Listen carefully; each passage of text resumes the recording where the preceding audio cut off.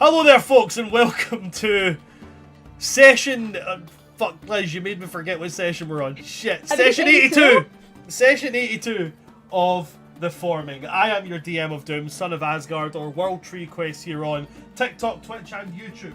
With me today, we've got all of my lovely cast. We have got Patron of Chaos, we've got Just Harry, we've got Khadija Al-Kubra, and we've got Ash apparently doing an impression of what Mike Tyson should have been doing in that fight. Ha! There was a script. It was a fucking fix. It was an absolute rig. Yeah. Anyway, I'm not getting into The this. girl fight beforehand, though. Fucking top-notch fighting, by the way. Top-notch. Anyway, solid. I'm not getting into this because I'm really fucking bitter. Do we have any housekeeping? Yes, I do actually have some housekeeping. A reminder, folks, as we're getting close to it, World Tree Quests, apart from if it's been discussed with the campaigns beforehand, World Tree Quest is going to have its final streamed session for the year, not in perpetuity, for the year on the 20th of December. Okay? The 20th December will be our final streamed session. This is because the winter solstice begins on the 21st, and then we will be going, our Christmas break will run all the way up to the 6th of January. We will come back with the Forming on the 6th of January, and that'll be our starting back. This to allow everybody to get a chance to, come into the new year, have their chance to recover from the festivities, and allow everybody's winter celebrations to come to a full conclusion. So, just so you're aware, the only exception to that is I am planning a Christmas one-shot. Whether it happens or not, I don't know, but I'm planning one. I don't have any other housekeeping to say. So, yeah, I'm going to hand over to my party, and I'm going to say, guys, what the fuck happened last session? We, interrogated the dwarf and made, like, a deal with the dragon thing, so that it would steal eggs, but we would allow it to... No, he destroyed eggs. He says he didn't. He would have to kill everyone that did it, or he would die. Essentially, Sheila smooth-talked our way out of having to fight a dragon, or, like, risk, sacrificing a possibly innocent dwarf, who apparently was scared of us, because dwarves are apparently superstitious of outer plane folk. Fantastic stuff. Yeah. Arya Kesselis cracked open a magic druid book and tried to solve a riddle together. And we saw Petty Kesselis. Elion and Kesselis had a really nice kind of like bro moment of like, where he sincerely apologized for the prank. And Elion collected a new himbo from Summer. Got a squire. I didn't collect him. He ran me down on Demigriff. Like... Point is, you've got a squire now, who also, thanks to Kieran, knows that, and you technically, knows that I'm a Dawn Star. So, whoops. Then we got to the human city, which is awesome. I love all of the, the Mesopotamian, influences you saw in it and all that kind of cool stuff. And it seems like the humans, actually kind of have their shit together. Which is saying something. And then we got a spa day. We are currently still midway through the spa day, so... Yeah, because they need to get our room switched, because Reverie let slip that, oh yeah, by the way, technically we're traveling with royalty here, so, I would like it to be remembered that I've specifically written down, all they said was that Kiernan is a king.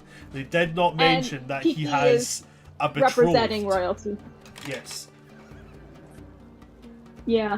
But it's nice because, this is, high-end royalty, but they actually seem chill and nice, which is very different kind of environment for Arya, whose experiences with high society were haughty and cold and distant and elitist. So, I would like to point out, for argument's sake, that Reverie is just a guy. I'm just a little guy. But I will say, I just remembered that Reverie pushed Eliot into the mud as retribution for her son. But then he was a good sport about it, and he got the mud clean off of him. So, oh yeah, there were mud baths, much to the chagrin of Sheila. Yeah, Sheila was like, and we're leaving. Yeah. And the girls agreed to, like, once Reverie and Elion had their sparring fight stuff, that the girls would kind of link up to have, like, a girls' afternoon of, like, sightseeing and shopping and jewelry buying, which is nice. So, yay, that's going to be fun. Fantastic. We did end the session with specifically the party settling in to wait, different sorry. kind of... Sorry, what? Sorry, I just remembered the cutscene at the end, too. Apparently there's some kind of prophecy that was foretold. 'Twas foretold! I was like that. And apparently we're involved in it somehow. I What the heck is up Kane. with that? It's absolutely a almost rule forgot here about on that. World Tree Quest that if anybody says the word foretold, I have to go, "'Twas Twas foretold!" foretold. If anybody We can need to name get me out the that movie that's shirt. from, if anybody can tell me the movie that's from, I'll absolutely give you advantage on death saving throws for an entire session. Actually, no, I'll give you advantage on ability checks for an entire session. No Googling though. I'll fucking know if you Google. I gotta say though, we gotta get that on a t-shirt with like a chibi version of you being like, Twas the prophecy, foretold! twas foretold. Twas foretold! I will draw that for you. I already have an NPC in the game who is a kender who just walks around and their whole thing is they're a soothsayer, but they're cursed that nobody will believe them unless they speak in rhymes. And I sat for half an hour at one point to try to figure out what's a decent rhyme for "'twas foretold." I want to get either I do it when I get my Sheets digital unfold. tablet, or like I pay someone else to do it, of like the party or World's Request, but like the hand of Bran as the puppet master. "'Twas foretold." But yeah, we did. There was indeed a prophecy. We ended with all the party and the NPCs being in different states of relaxation. So, Kernan is currently in the mud pits. Arya is on her way to the mud pits. Arya has also began her... I've also got a note here that Arya has already started drinking. Has had one drink, and therefore the DC for 24 hours is raised. Kesselis is in the pool dipping his toes in. He is joined there by Sheila. Elion is full on deep tissue massage. This man is like being attended by 4 different people. Hell yeah. Kiki is doing a hot stone massage. Reverie is sitting watching from a deck chair. And Harahal is standing confused about what to do. So,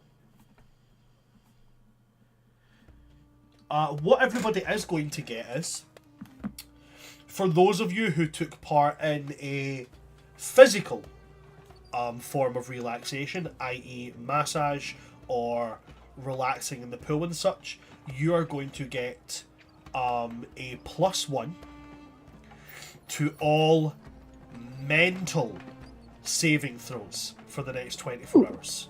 So that is wisdom, intelligence, and charisma. Those of you who took part in, anything outside of the physical, i.e. mud baths, face masks, anything like that, skin treatments and the like, you will get a +1 to your physical stats saving throws for the next 24 hours, i.e. strength, dexterity, and constitution. Okay? Alrighty. Because there are benefits to looking after yourself, and we should respect those. So, while you guys are relaxing here, massages, chilling out in the pool and such, eventually one of the household servants is going to come to you all and is going to inform you that your rooms have been arranged and that you are welcome to go to them whenever you would please. Thank you.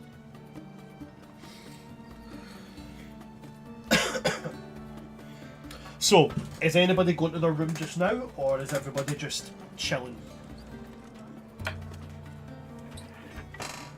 Out of curiosity, what time of day is it? You're talking about, verging into like late afternoon, so about 4 p.m. Okay, and is the party tonight or is it like the next day? Upon arrival, you are informed that the party is for that evening. Oh, okay. Ooh. I think once Arya's out of the mud baths, so kind of I say that she wants to go sightseeing before the girls meet up to go shopping and get ready for the party together. But if anyone wants to tag along with me, you're welcome to. And it's like an open invitation to everyone in the party, including the NPC himbos. So I will actually roll for the, as you put it, the NPC himbos. Right. Okay, Yeah, just like any of the party. They want to sightsee with her before the girls meet up. Kesselis, Kiki, and Harahal. Okay, so Kiki and Harahal are up for. Sorry, no, other way around. Kiki, Harahal, and Kiernan are staying in the house, are staying at their rooms. Kesselis, however, is quite up for going for a bit of sightseeing for an hour or so before getting ready for the event.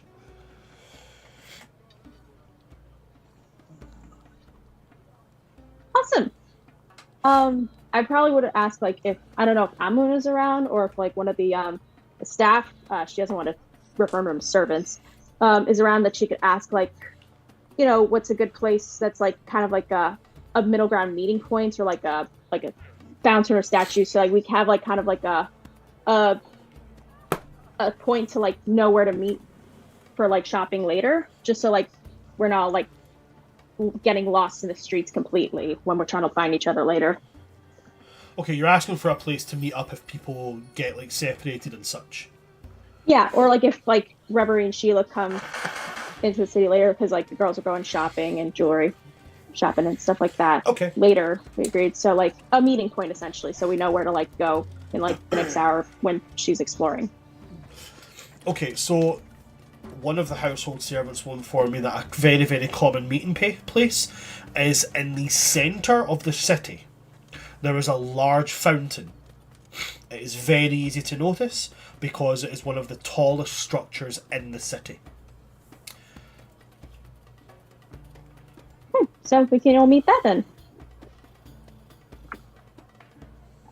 Great. I'm excited to explore. So Arya is talking about going and doing some sightseeing and maybe some shopping before getting ready. What about the rest of you?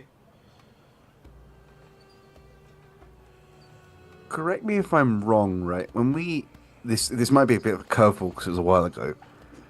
The tailor that we got our outfits commissioned from said that they your would be outfits would be prepared sent here? and sent here for you. Yeah, okay, cool. Okay. So we don't have to go outfit shopping with like 4 hours to spare. No. Fantastic. Yeah. Although Arya might want to go like new wardrobe just in general, but I know she wanted to get a piece of jewelry commissioned, but mostly just sightseeing. But yeah, we didn't really get our outfits yet, so I'm still curious how we're actually going to be like pay for them if they're delivered to us. Oh, you'll see. Okay. We don't. We steal them. No, you worked so hard, and I'm not going to insult a fellow artist like that. That would be uncouth, as you would say. So I'll tell you what. Come on. No, Elion, go ahead. What were you going to say? I will ask my newfound squire what he does to relax.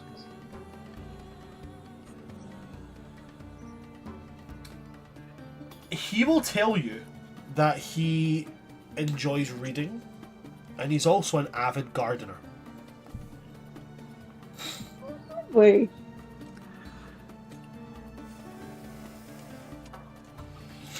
Okay.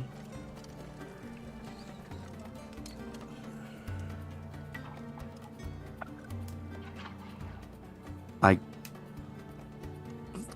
don't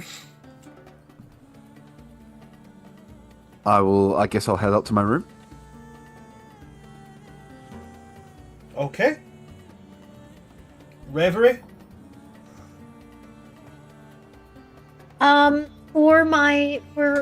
For all her friends that are still kind of spying, Reverie is going to be a good friend and take their stuff up to their rooms for them.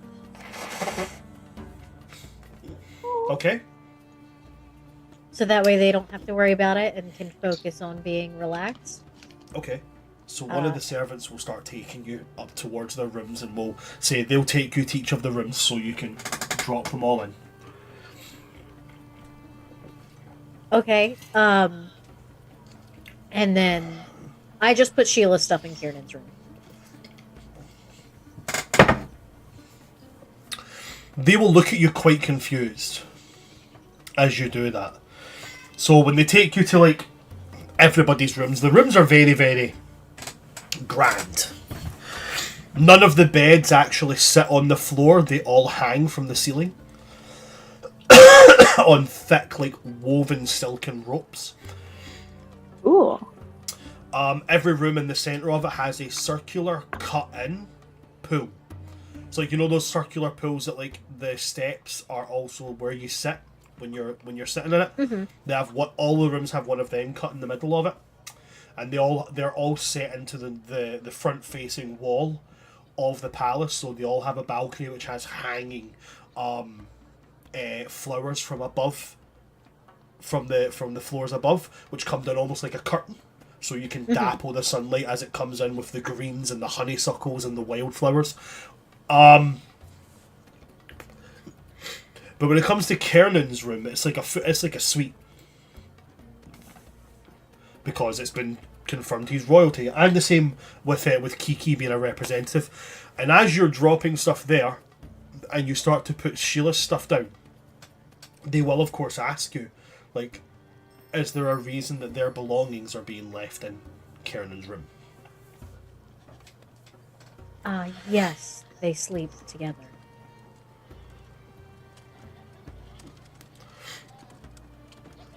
And they'll kind of, the servant will kind of look around as if like, do you mean that she is one of his court concubines, courtesans? If she was a concubine, he would not be a king. No, she's his fiance. Pale. Shock. They're like, so she is to rule at his side? Yes, something like that. They immediately pull out this small stone carved with golden runes, and as they take a hold of it, it glows slightly, and they start to talk very quick in this language you do not understand. Very, very quick, fast paced, like a Glaswegian on speed. Right? And then they stop. And they nod. And then they nod.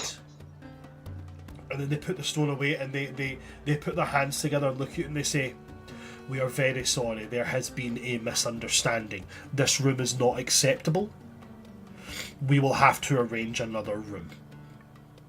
Okay, I can go let them know.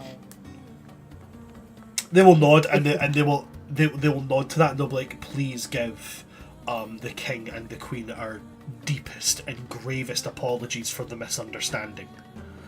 She's in a spa and he's bathing in mud. They're both the happiest they've ever been. You can already hear the sound of scurried footsteps running past this door. Like, people are bolting to try and arrange some other room. But they will then take you to everybody else's rooms, and again, everybody's rooms are very, very grand. And you can see the servant that is guiding you around. She picks up Kernan and Sheila's belongings, and she will look to you and she will say, "We will have the representative of the Autumn Primarchs hosted here." And they out they go. Okay, so I guess I put Kiki's stuff in this room. Yep. These poor servants are gonna get agita. And then I will go down and back into the spa. I'll find Sheila. Remember how they said your room was ready? Yeah? It's not. Oh. Okay. I'm sure we can be down here for a bit longer. She's gonna like cover her mouth so nobody else can like see it besides Sheila and go, apparently it wasn't grand enough for the future queen. How grand are we talking? They're very nice. I mean, I won't complain. So, you know. You know what we could do? What? Kick out Kernan and have a sleepover. That would be fun. You know, it'd be more fun? What? Brunch.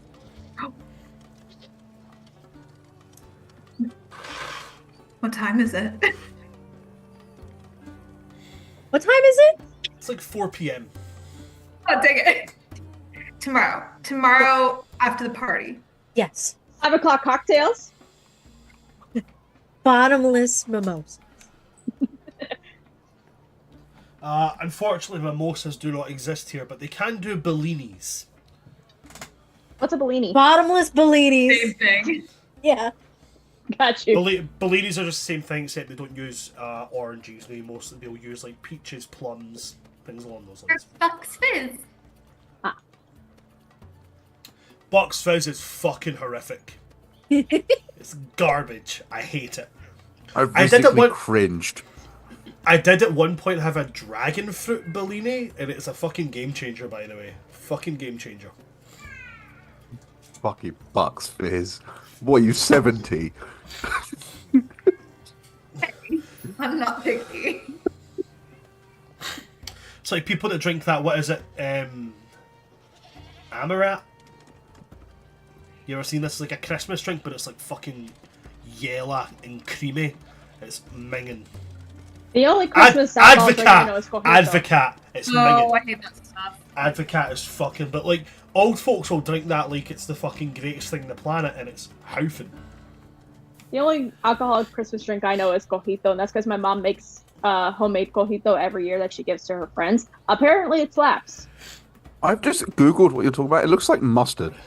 What, Advocat? Oh, it's Yeah. fucking, it's... It looks like a mustard bottle. Would not Yeah. suggest. Egg liqueur.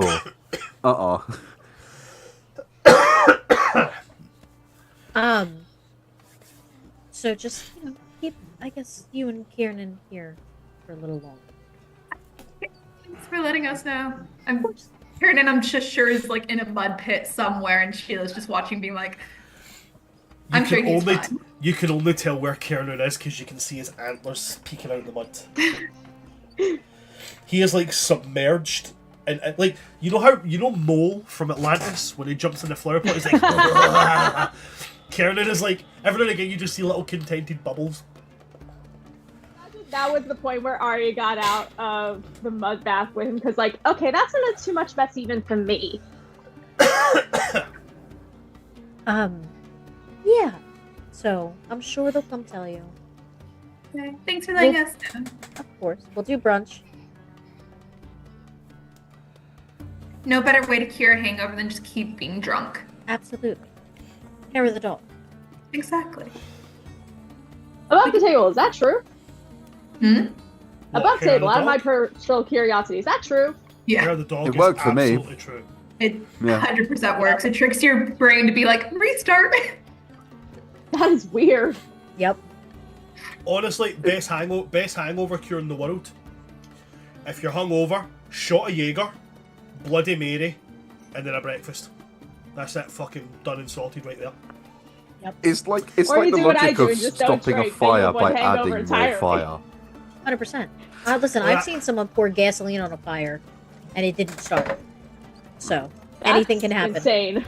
There's also the fact of like you can prevent a hangover very easily by before you go to sleep. Just take 2 paracetamol, drink a pint of water.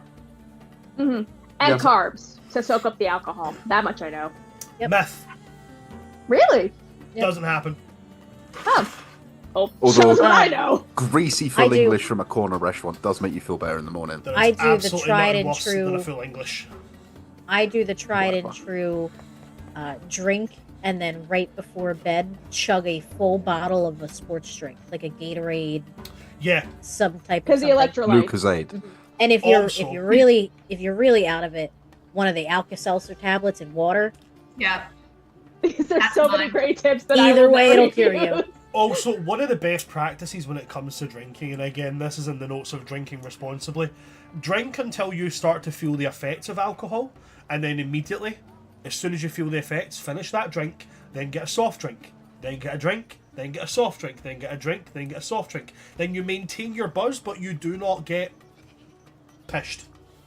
And that comes from a Scotsman who was raised by Irish folk. That's how you know that is good drinking advice.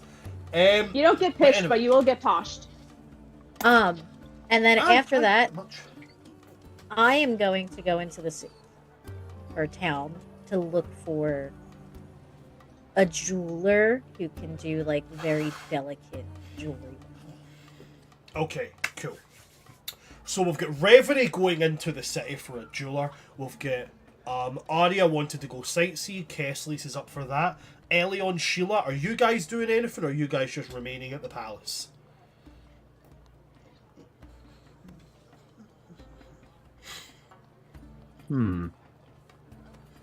I will find Sheila once I've checked out my room.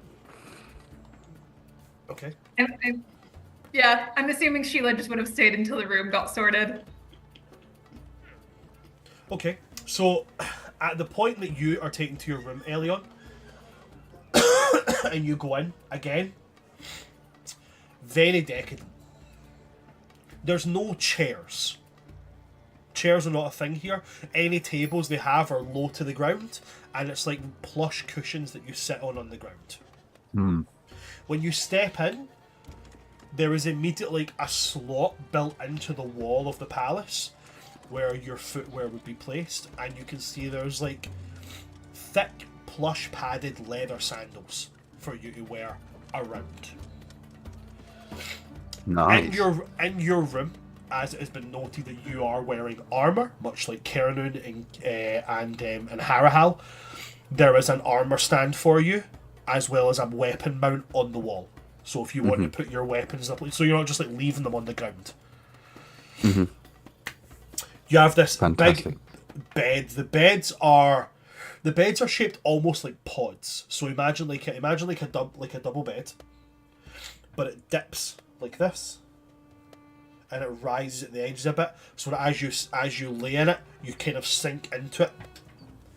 And again, they hang from the ceiling on silken ropes. That sounds so comfy.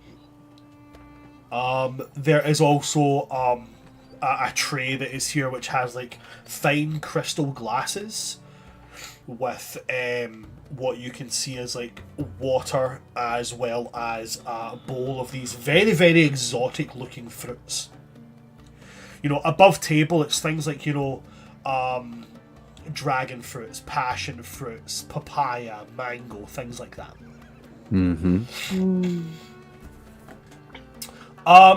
Sheila, eventually when you and Keranun are taken to your room, everything I've described there, and then some. There is actually a point where there's like a mezzanine floor in this area. We're up at the top. You can see what appears to be one of the only dark rooms that you've seen in this whole palace. The walls on this mezzanine floor are made of a deep grey slate with runes all around it, and there's like pinholes in the ceiling. Almost looks like it's pockmarked. The bed itself, again, much like I described there, but bigger, more like a super king size. Again, armor stand, weapon stand for Kernan's armor. There is also some kind of closet-esque room. A room which has lots of like slots and storage for things like clothing and such where to be used.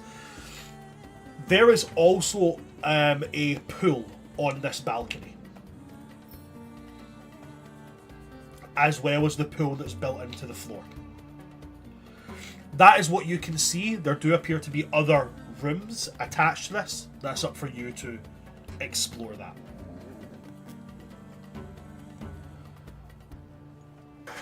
Kernan with me when we go in. Kernan is, and Kernan immediately is just like, there is a lot going on here.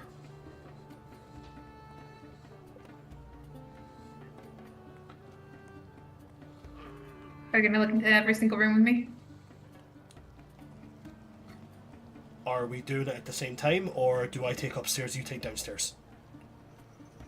Let's split, divide, and conquer, and give field reports back. Okay, cool. And he immediately pelts up the stairs to that mezzanine. On the ground floor of this room, there are 3 rooms which have hanging drapes covering them. Okay? For talking's sake, as you go into it, big archwayed golden gilded doors that swing open. Okay? There is a door or an archway with a drape immediately to your left. Following that wall is where you would get the stairs up to the mezzanine. Following that along, still on the ground floor, is where the bed hangs. Then in the centre of the room is where that, like, the pool that I described, the circular pool that all the rooms have, is there. Across from that, going onto the wall to your right hand side from the entrance, you have 2 rooms with draperies over them. So, left 1, right 2. Which one are you wanting to go for? She'll probably like try and do all of them, but start with left. Okay, so you immediately take a turn to the left, and you go in there. As you step in here, this is, as most of these rooms do have, this is a bathroom. A place for you to do your ablutions and all that kind of jazz. In here, there is what appears to be, instead of simply a pool, it is a place to bathe. You can also tell, wait, do you have proficiency in Arcana? Let me check. I can't. You should as a bard. I know it's one of the proficiencies we get. It's one of the proficiencies you get to choose. Doesn't mean Sheila chose it. Oh, true. Loading.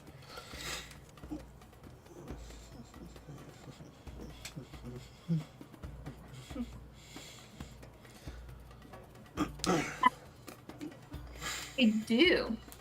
You do it, fantastic.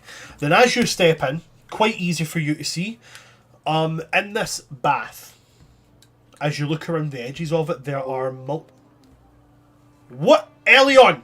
Harry! He's fine. He's fine. Don't worry about him. The AI. Did Kesley's vortex warp him again? He just had to reboot. He's fine. Now I've got to switch things up. Now we all have the wrong names. Great. Who am I? You're me. Who am I? Oh. You're Liz. You don't want me running the show. Do it. Wait, hold on. Very simple, we'll just do this. The last But time I ran the seriously, show, I told my players that the flowers were moving. They thought like in the breeze. So they plucked a flower and I was like, great, roll for initiative. Oh boy. Oh, Seriously, no, Harry, okay? probably, who knows? Again. We'll find out soon. So as you're looking around the edge of the bath, you can see multiple different runes, and each of them essentially has a minor cantrip built into them. These cantrips vary depending on like a fluctuation in temperature, or to, from what you can tell, activate some kind of wind.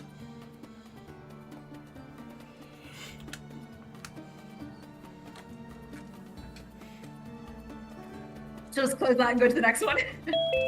Okay, there we go, he's back. He's back. Sorry, my PC just turned itself off. Apologies. Well, do you know what? It'd be really, really good if it didn't happen again. I'm sorry. You better be. Brandon chose violence today. Just, you know, Brandon, you're saucy today.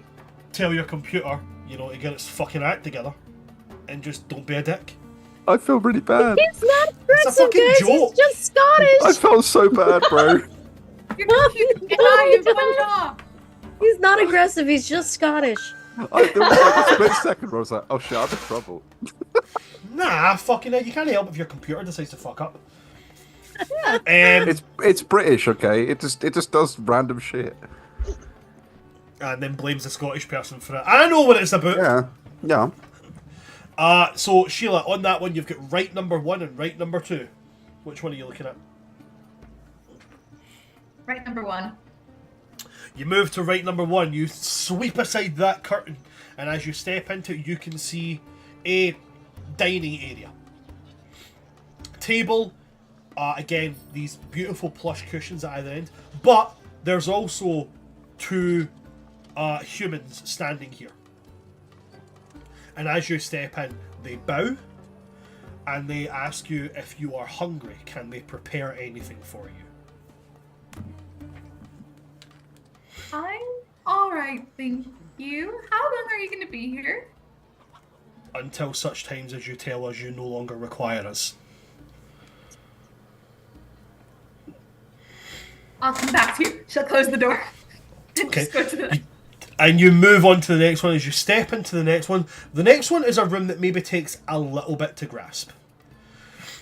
This room has in the centre of it a tall, slender golden podium with a golden bowl on the top of it. The bowl is filled with water, and the room has no window, no natural light. The only light comes from what appears to be some kind of stone generating light above it.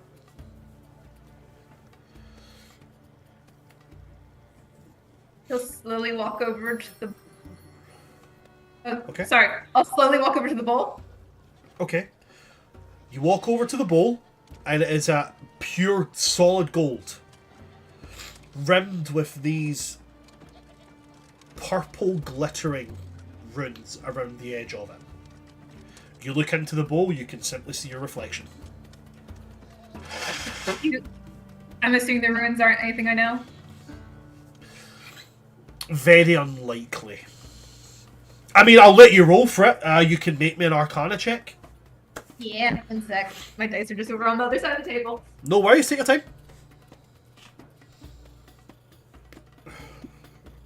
Hades, you can help me roll. Help me. Thank you. That was useless. Thank you, dog. Just throws the dice across the kitchen. He used his nose. 9. You were not helpful, Bubba.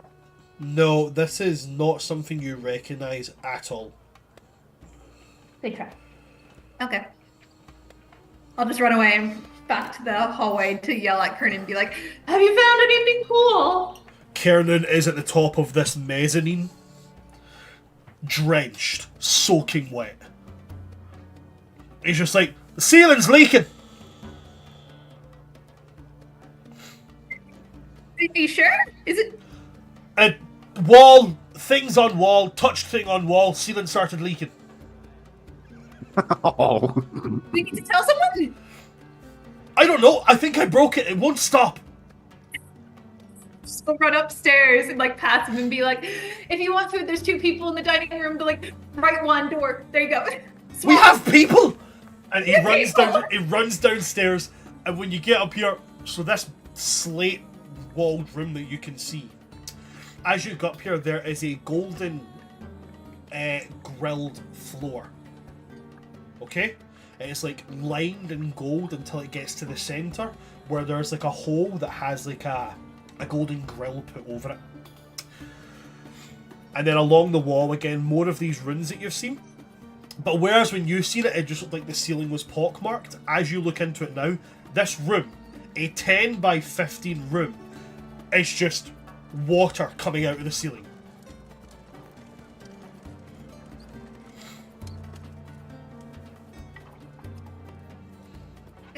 He said he pushed a button. Is there any like buttons nearby? There's runes all along the wall. Runes varying again in temperature, and something that looks akin to, from what you can tell at a basic look, something to do with wind.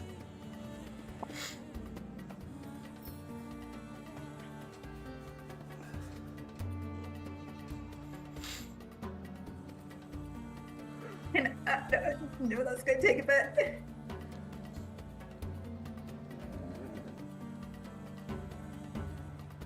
She's gonna be like, fuck it. Go ask the people downstairs. I don't know how to fix this, and just walk away. Okay, so you're leaving that alone and just going downstairs back to the people. Go ask for help, yep.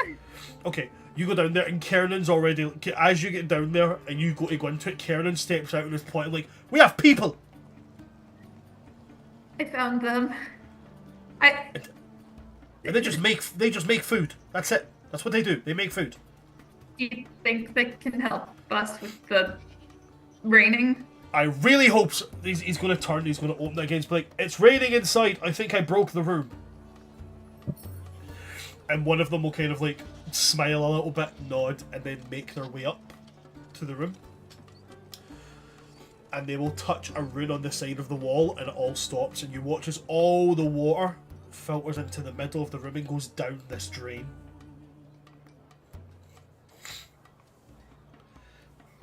Are you guys wizards? They chuckle and they shake their head and they say, no, your grace. These are methods of relaxation within a private space. And they gesture to a bunch of the runes and they inform you that the runes on the wall can change the temperature of the water, and the thing to do with the wind is the pressure. As it's essentially a 10 by 15 foot waterfall shower.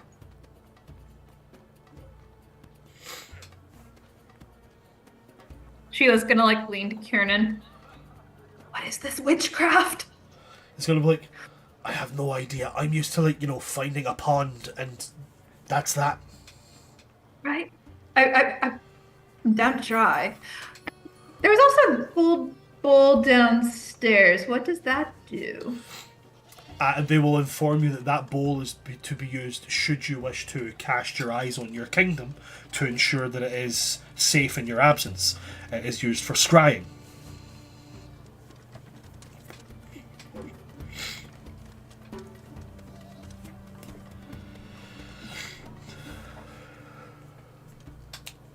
Sheila just will lean back Kiernan. Still not enjoying being king? I mean, I definitely want to try out the raining room again. You want to get some food first and then... Yeah. He's gonna go, myself and the queen, her, Sheila. Food? And they just kind of nod and they again smile to each other and say, we will prepare something for you ahead of tonight's festivities. Please go about your business and we will ensure that you're informed when the food is ready.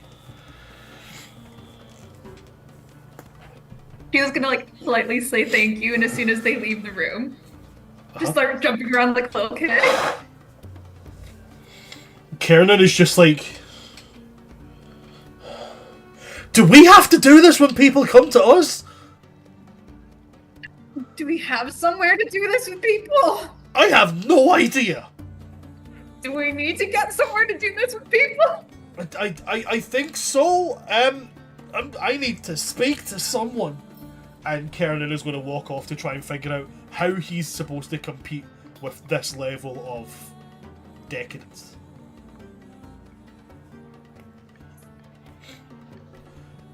Sheila, I'm going to leave you and Karen there to enjoy this room. In order of things that are probably going to be quickest to do, I'm going to jump Elion, Reverie, then I'm going to come to Arya and Kesselis. Okay? Elion, you're in your room, you've seen it out. Is there anything else that you're doing, or are you just here until tonight's festivities? I mean, my plan was to find Sheila later, but there's a party tonight, so I'll probably do that tomorrow. Yep. What I'm going to do is I'm going to look around and find all the rooms that they don't want me to be in. Not go in them necessarily, but just see where they are. You know, in the hotel, I'm looking for the staff entrances. Right, okay. Very easy to find. On the lowest floor of the palace, the public floor, so to speak, the grand staircase that take you up to the first, the second, and the final floor. That grand staircase has another floor above it. This is the royal suite where King Amun stays. On the ground floor of that, both wings of the palace are absolutely acceptable, but there is a private garden and private temple through a large pair of gilded double doors. None but the high priest or the king or any of the priest's acolytes are allowed to set foot in those gardens or in that temple. Okay.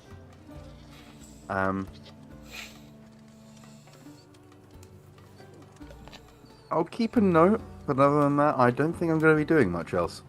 Okie dokie. Just wanted to spot the forbidden places. No worries.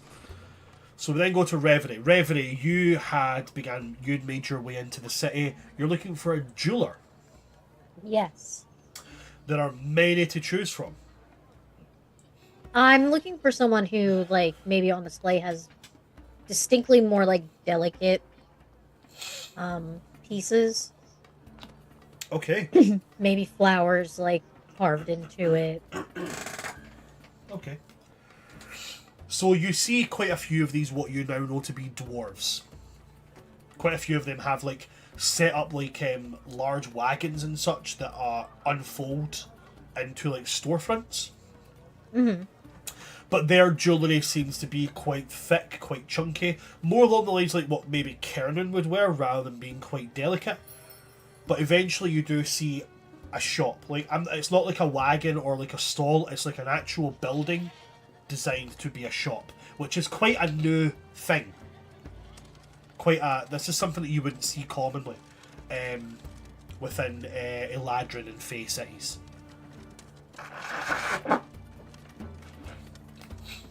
Inside there is a woman,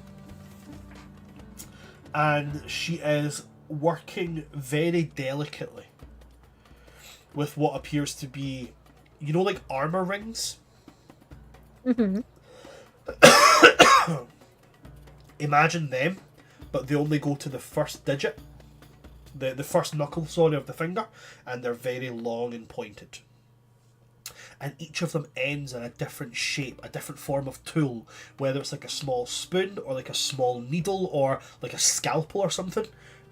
And she has this very large magnifying glass style apparatus in front of her, and she is very delicately working away on something. Looks to be a combination of some kind of like marble, but very, very fine, and this beautiful metal. It looks to be gold, but it has a sort of pinkish hue to it.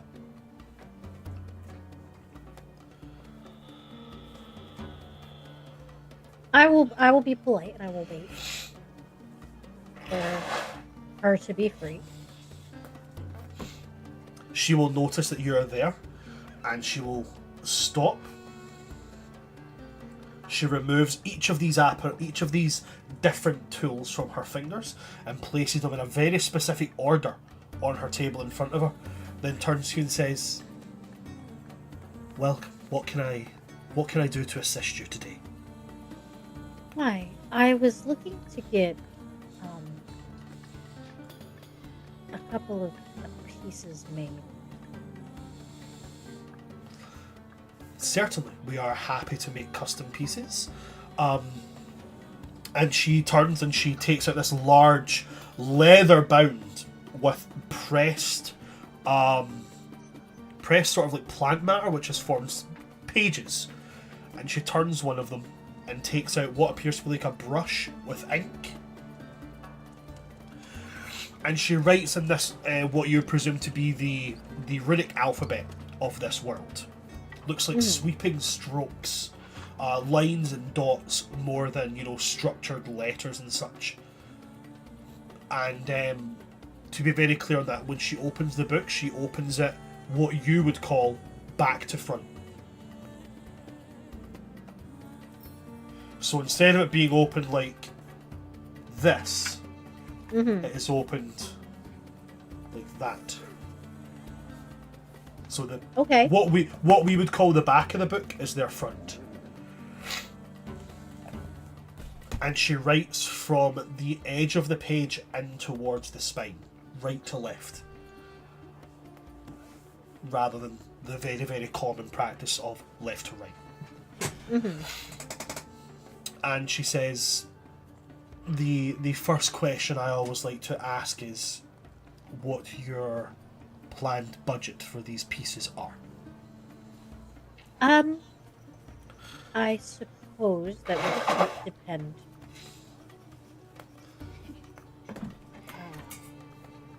It's not that fancy. It's just I was looking to get a ring done and a locket. With an engraving.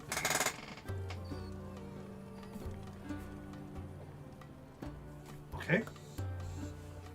And she'll say to you, who is the ring for? Both pieces are for my son.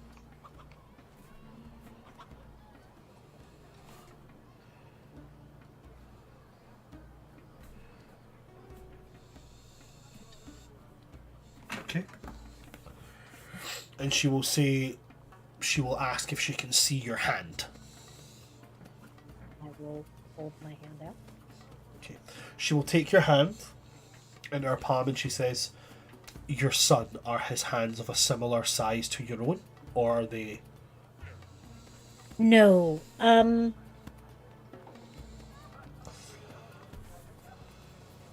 He's about...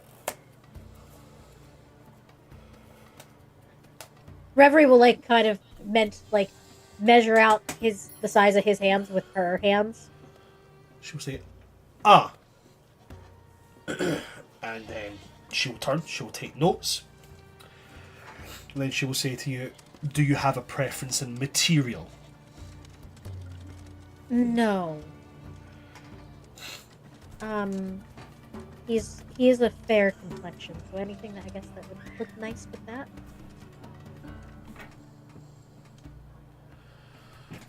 She will gesture to yourself and she will say, is his complexion similar to yours or paler?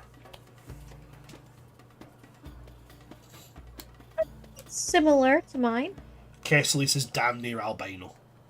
Yeah. But, yeah, paler. Paler. She will nod. Bless you. Thank you. She will nod and she will take note. And then she will turn back and she will say, we would recommend using something along the lines of silver, or in fact platinum. Okay. And she would say, do you require any gemstones to be set in these rings, in this ring or locket? No. Okay. She takes that note. Are they to serve a purpose? Nope. Okay.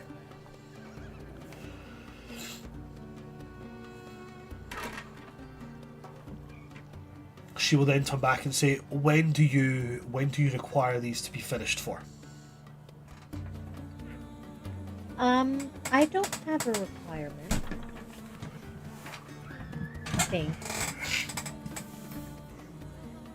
Reverie's thinking, did we have any other important timed things besides this party? Aside for shopping together, I don't think so. Didn't you also want to do the, like, beat the crap out of Elion thing? Yeah, so no. I mean, as soon as you can would be nice, but I don't have a specific requirement. We can have them completed by this time tomorrow for an extra fee. Otherwise, it could be 4 or 5 days. Okay.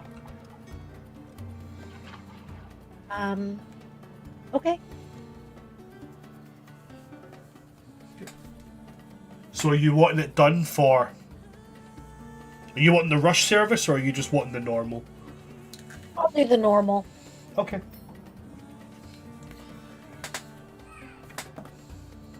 She will tell you for them to have no magical properties, no gemstones. It would be a total of 350 gold. Okay. I'm gonna pull out some of the gemstones that I was given. Okay. Would this about cover it? She will observe the gemstones, she will look them over, she will say, yes. And she will actually, as you give them to her, she will pick out the gemstones that make up the amount, and there's actually one that as you pour them out kind of thing, she'll slide one back to you. Basically stating that, you know, this is enough, I don't need that one. Okay. And she will ask you, do you have any preferred types of designs or imagery that you want featured on these? Yes. Okay. On the ring, I would like bluebells, carnation, forget-me-not, astromyrian. It's my favorite flower. Is it really? Alstromania. Perfect. Yeah, it's a beautiful flower. And while Reverie describes the flowers, she will druidcraft them into her hands so that way there is a reference in case they need it. And put them on the counter.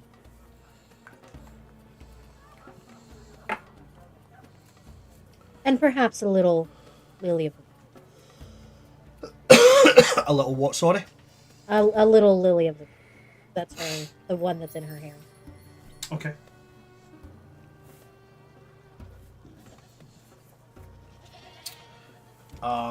She will go and she will take out this very, very delicate looking card, and she will write again on this. And she will take it, hold it, and just blow on it gently to dry the ink, and then hand it to you. And just say in 4 or 5 days, return with this, and this will confirm that you are the one who's receiving this this custom order. Okay. And one more. On the back of the locket, could I have a little something put on the back, just so only he could see it? Do you mean a design or a written message? And is it to be hidden magically? Message. Is it to be hidden magically for only his eyes? No. Just Okay. a message. And what would you like the message to say? Reverie will write it down and slide it in. Okay.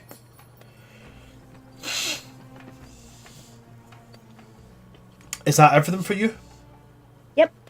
Okay. I go back to the Hotel Human Palace.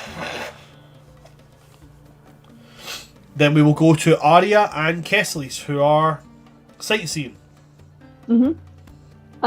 I will say on our way out to the town, Arya would try to keep her eye out, see if would she have spotted any of the priests around the palace, specifically the one that she had spoken to when the human emissaries came to the Feywilds and talked to them, the one with the divine lineage, because she definitely had it in her mind to see if maybe she could possibly talk to him again now that she knows No, you don't see any of these. Oh well, maybe at the human party then. But yeah, she was excited to sightsee, like explore the food, the people, the culture. Maybe keep an eye out for like any places to shop with the girls later, but mostly she's just trying to get to know these people. And she's excited to have a friend to do it with her. Because normally she ends up exploring alone. So as you're walking around and as you're looking over this place and getting to know the people here, make me an insight check. That is a second. I need to get my stats up.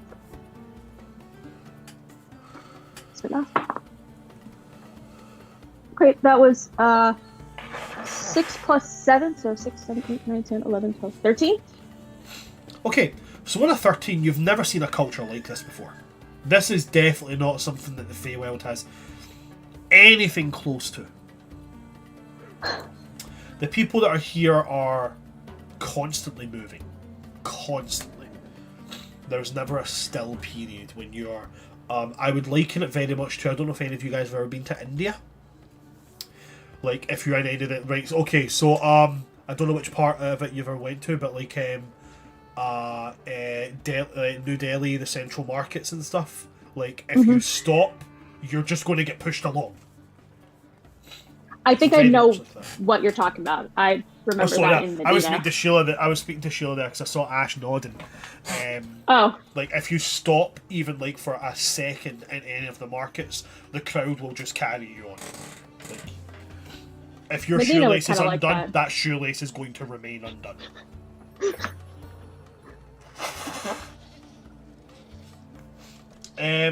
The hustle and bustle is very, very prevalent, especially at this point, because this would be like where people are finishing their work for the day and making their way back home and such. There are people moving around with these very, very tall metal poles with oil lamps on the end of them, and they are starting to light oil lamps all over the city to keep the place well lit. There are a lot of like children around here? Oh yeah, everywhere. Loads and loads of children running around. Music constantly playing throughout the streets. A couple of things you notice. One, you do eventually see this fountain. And the fountain has statues of all of the, what you would assume to be some kind of like worshipped deities or gods of this culture all around it. And you're also able to find very easily the temple in this place. Very, very, very grand, resplendent building. What would you like to do while you're out and about here? Probably grab like if there's any like fruit stalls or snack stalls, get like something to try, like taste this, get a taste this place. Maybe offer to get something for Kesley so he can do that too. So most of like the street food and stuff here is all like sweet food. Okay. So you're talking like fried dough balls dipped in like melted sugar and such, like gulab jamun and stuff like that. Mm-hmm. The same. No sweet potatoes though. No sweet potato. On the other side, things like fruit having been done the same way, dipped in like candied sugar and such. Very, very sweet. Very, very Kesley, sweet. you've got to try this. Kesley's is already holding like 4 sticks. Kesley's has I don't know if you guys remember, but this is one of the things that was learned about. Kesley's has a very sweet tooth. Hey, something we have in common. Are there any sort of like you said there was music around? I know they don't do like busker performances necessarily, but do they do something like kind of like similar to like the bands, like the bandstands that she saw in Harmony Falls? No, it seems to be more like towers around the city where people are performing from there, so that music permeates around the city. Cool. Wait right here a second, and Ari's gonna try and like activate her rainbow to like almost parkour fly up to see if she can get a closer look to one of these towers. Okay.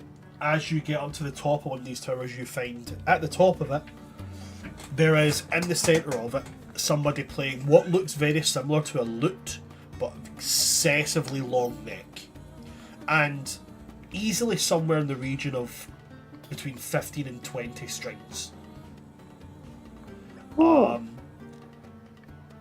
like a big heart-shaped body at the bottom of it. And as Is they're that playing, a sitar? Because I remember... it's like a fantasy version of a sitar, yeah. Yeah, because I remember Garrick had an instrument like that. Yes, he had what was similar, like a combination between a sitar and a slide guitar.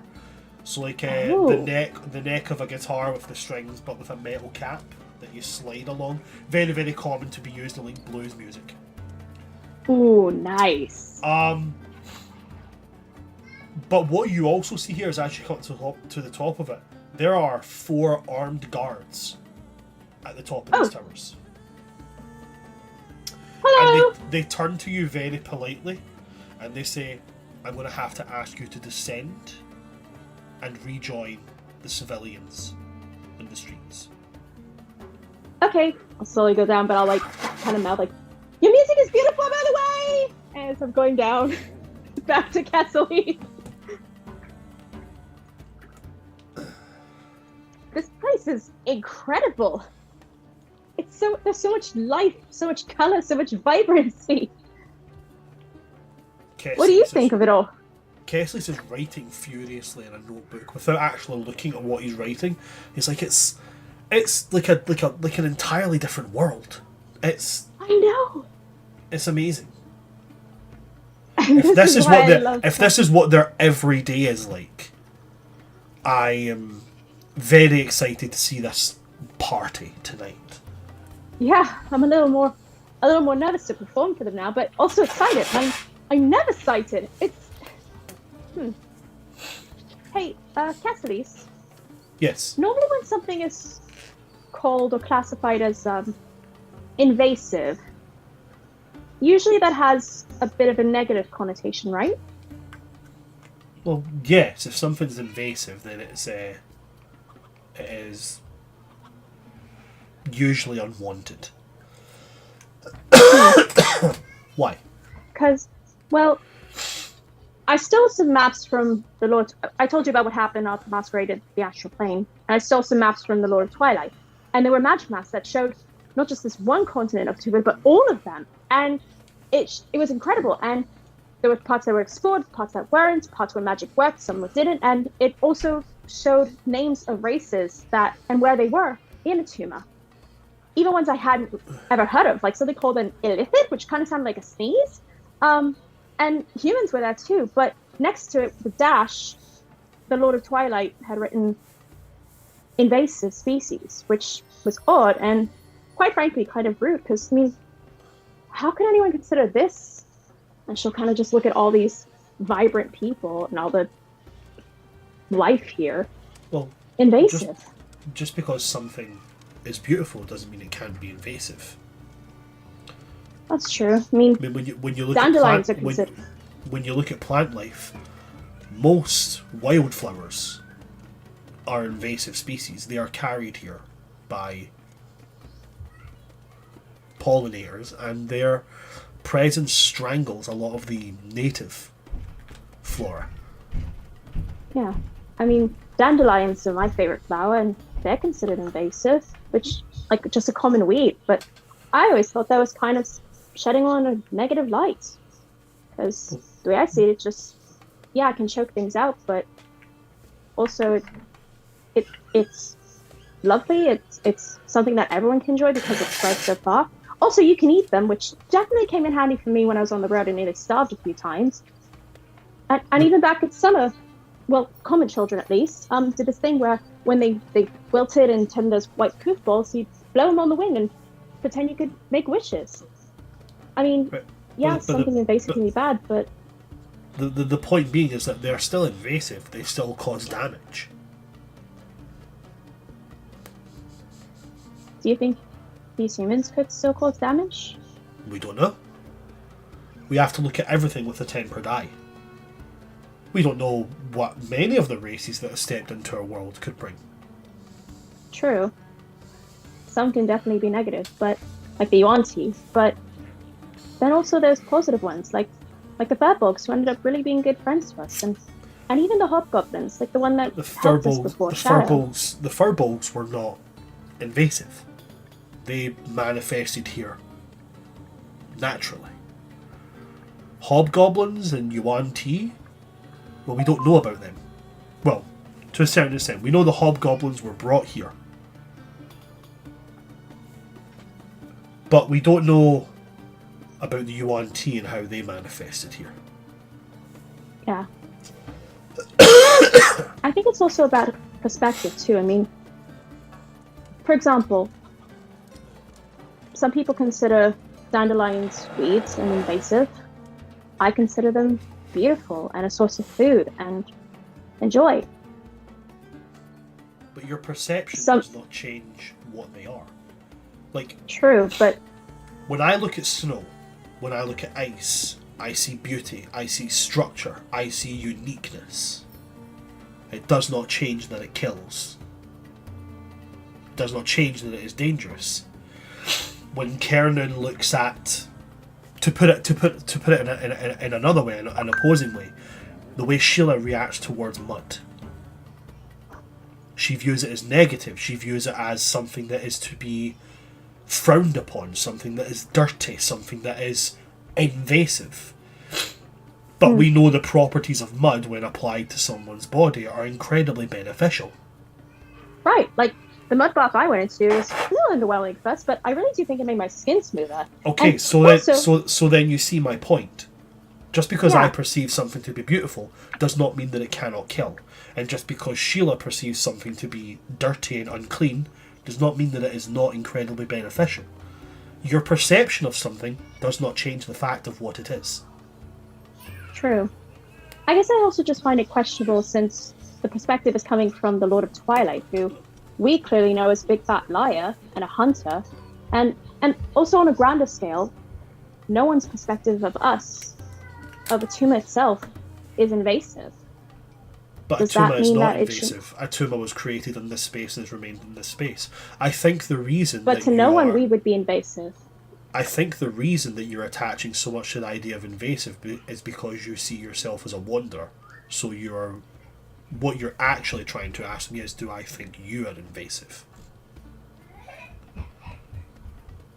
You know, it's funny you say that. When I looked on the map and tried to find Asima, I couldn't find any mention of them at all. It's because like, from what I there's understand, not enough of us. Asimar are not from here.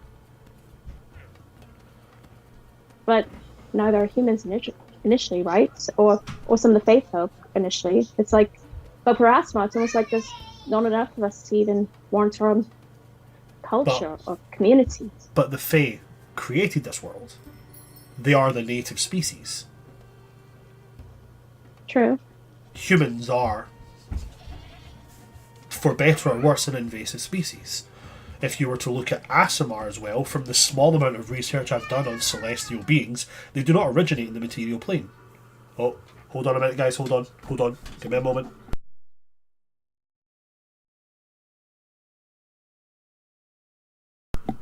One quick little break, guys, give me a minute. My earphones just died. I need to go and get my headphones. Give me a minute. No worries.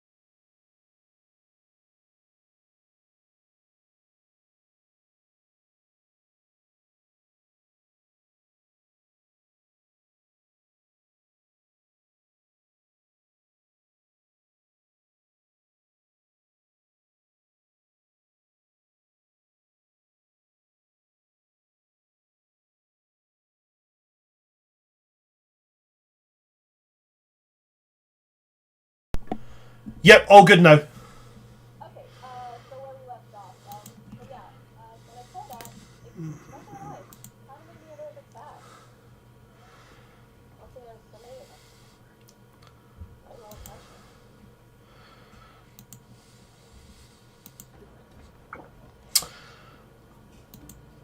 He will,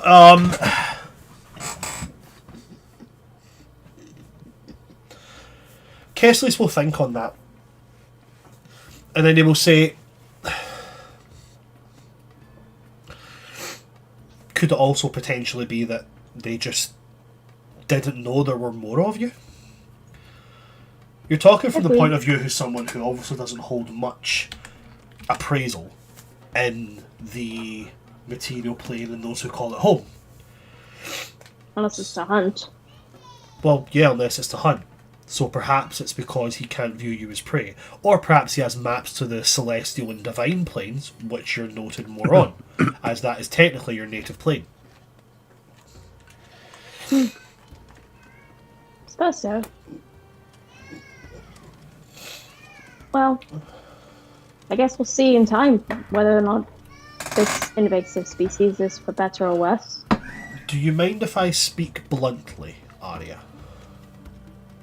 Sure. For someone who calls themselves a child of the world, you're focusing very specifically on one part that you want to belong to.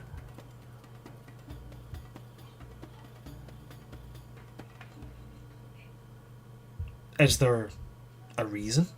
Has your view on the world and its state changed? I don't know.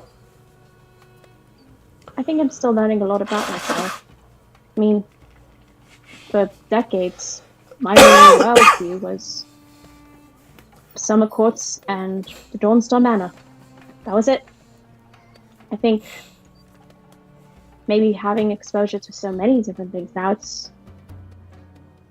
I'm trying to be a part of everything as much as I can be, but maybe I just don't know where I'm supposed to be. The thing I would I just know I like. The thing I would advise that in trying to be part of everything, you don't really find time to focus on anything. Imagine trying to learn every single instrument that exists. Every single one. It would take you an incredibly long time to become a master of them all. Whereas if you were to pick one and focus on it, you'd become a master in a very, very small amount of time. Or small comparable to our lifespans. Yeah. I mean, it took me forever just to get the hang of playing violin and dancing at the same time. My advice would be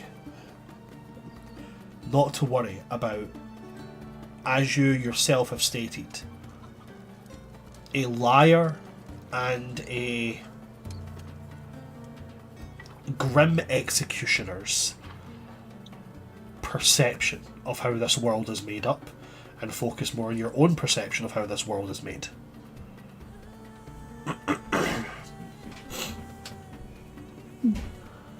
That's good advice. Thanks, Cass. You're welcome. I think I'll stick with seeing it as a banquet of life, like my aunt always says.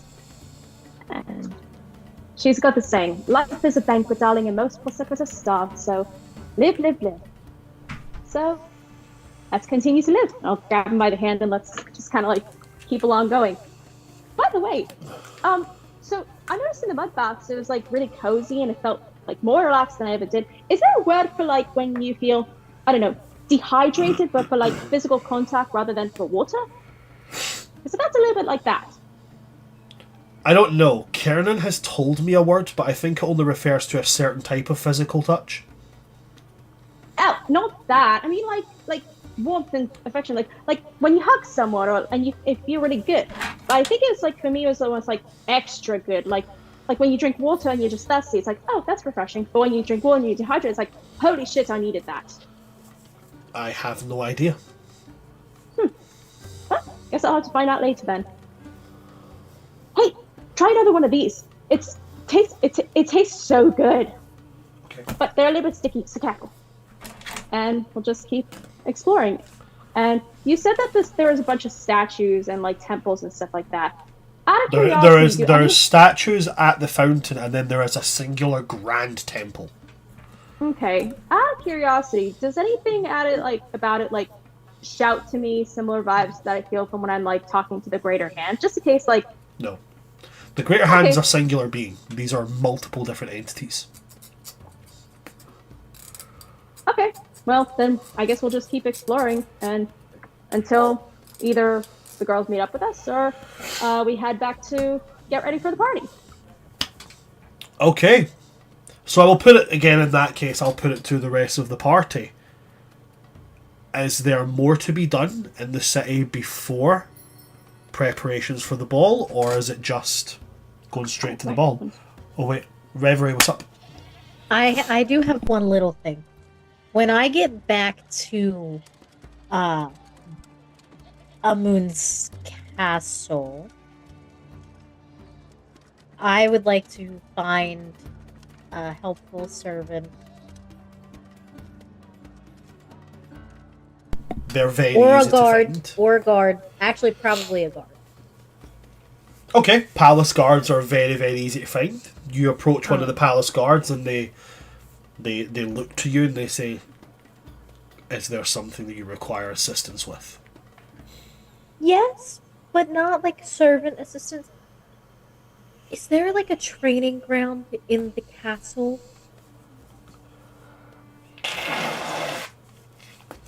He will say, "Not in the palace grounds, but there is the barracks which are attached to the palace grounds."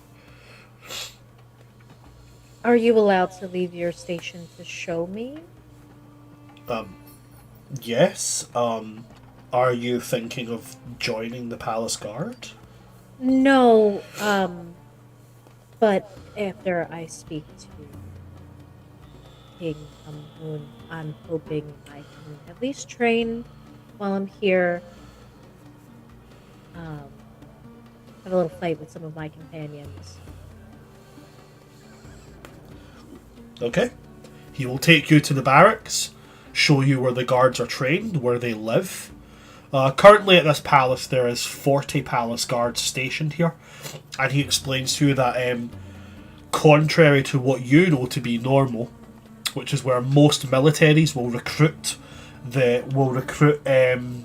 from local guards and such. Mm-hmm. This is the opposite. Their palace guards are recruited from veterans of their military. Okay. This is modelled after a form of feudal Indian warriors, a group known as the Rajput, which were essentially like veteran soldiers who were risen to royalty, and then outfitted with like the best of the best equipment. That is essentially what these guys are modelled after. So he informs you that every single palace guard here, man, woman, or what he addresses as what he addresses as those who move between. All of them have served long military careers and have proven themselves in battlegrounds of many different distinctions. Essentially, within this society, palace guards are like your elites. Okay.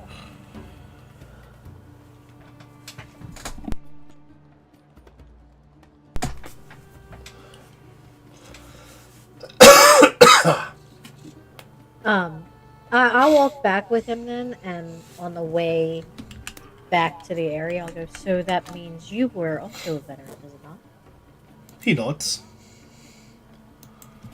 Did you enjoy your time in service? He nods again. He says it was a great honour to serve and know that I was bettering the lives of the people whom I share this land with. What an honourable way to think of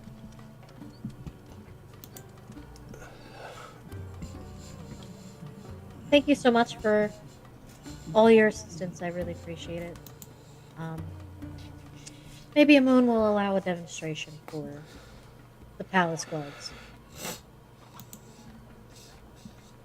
We would be most grateful to see how our kin to the west fight.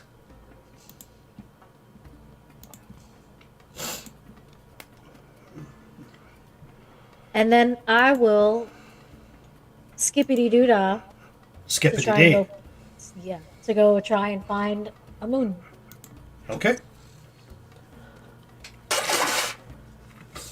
Amun is very easy to find. He is in his royal chambers. You have to be escorted there by guards after a servant goes and confirms that he wishes to speak to you. And you're brought to him. Now, as you're brought to him, he is currently being dressed for the celebration tonight. So, like, his hair is out of its very fine woven braids, as is his beard. So you realise that his beard and his hair are, like, massively longer than they appeared. Like, his hair is touching the back of his knees, and his beard is easily down to, like, his navel, like his belly button area.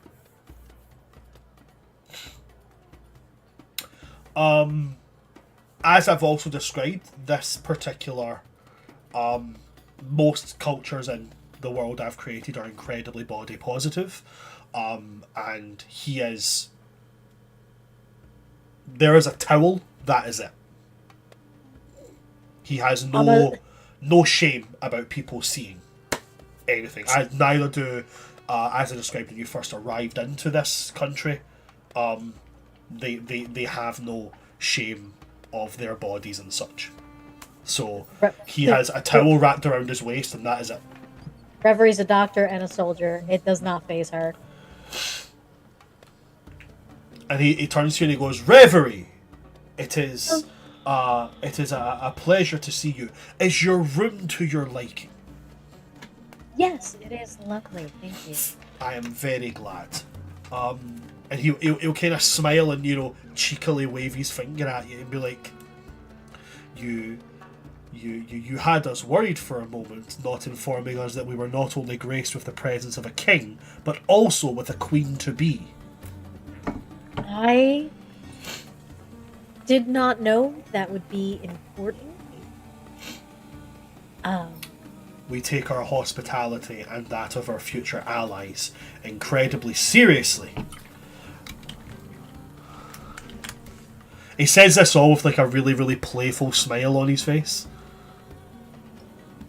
Yes, I will keep that in mind for the future. This is my first time doing a delegate role. So forgive me for any mistakes. You are new to your position within the joined kingdoms of your people to the west. Yeah. Interesting. I was a soldier and a doctor. So I'm more used to roles with that. Which is actually why I was here. Tomorrow afternoon, perhaps. Would you mind if me and some of my people that I came with used the barrack training ground?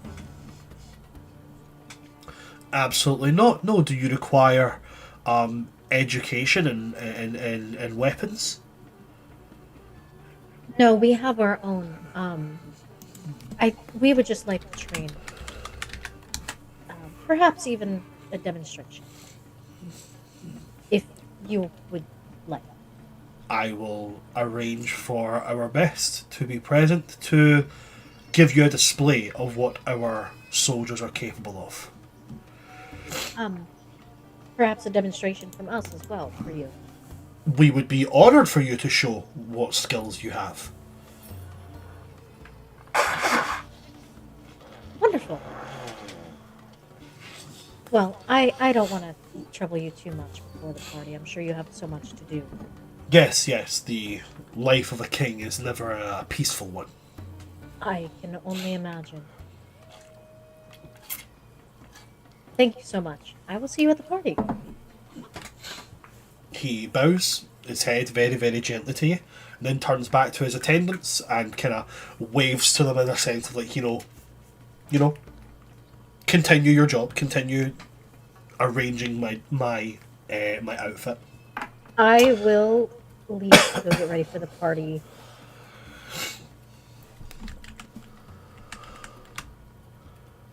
Anything for anybody else? Arya. One tiny thing. Before we head back, me and Kessler's head back to get ready for the party. As we're exploring more, I probably would be keeping my eye out not just for like places to shop for clothes and jewelry with the girls later, but also for any places that might sell like books or maps or scrolls. Because I enjoy looking at maps, and I know Kessler's enjoys reading. And one of the things Aria's aunt taught her about like how to make and maintain friendships is to show genuine support and interest in their passions. So she'd probably just be like trying to keep an eye out for her friend for anything that he would enjoy that they could, Okay. share together. There doesn't appear to be a shop, however, you do find that there is a cartographers union here. Ooh, a union. To be clear, when I say union, I don't mean like a workers' union. I mean like cartographers from here would bring the maps that they've made to this place and inform them of the location, and a unified world map would be made, basically, with their collected records. Oh, interesting. Cool. Anything that would particularly pop out to me or Kesley's? Not really, no. This is just a bunch of people dropping off handmade maps of certain areas they've explored. That's it. Cool. Any areas that I would recognize or like that are familiar? You can definitely see the main continent, the one that you guys live on. You can also see that they appear to have given it a name.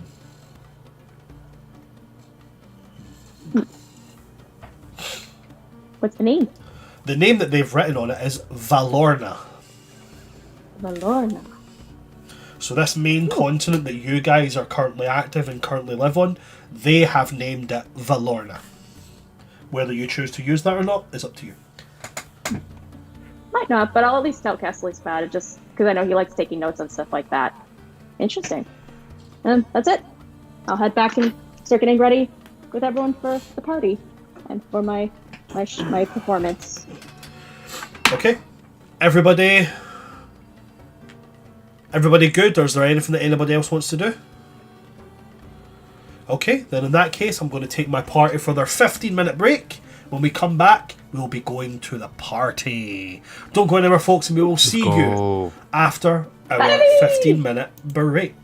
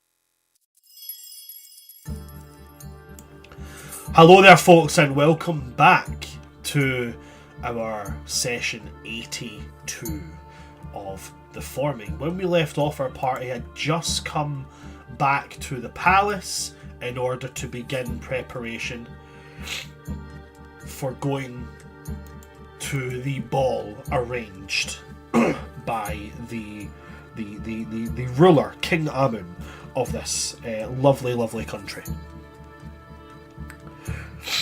The ballroom is grand. It's also open air. In the centre, there is a stage where music is played, and the music is calm, more percussion than anything else, but there are the sounds of chimes and lilting strings to create a very, very soft atmosphere.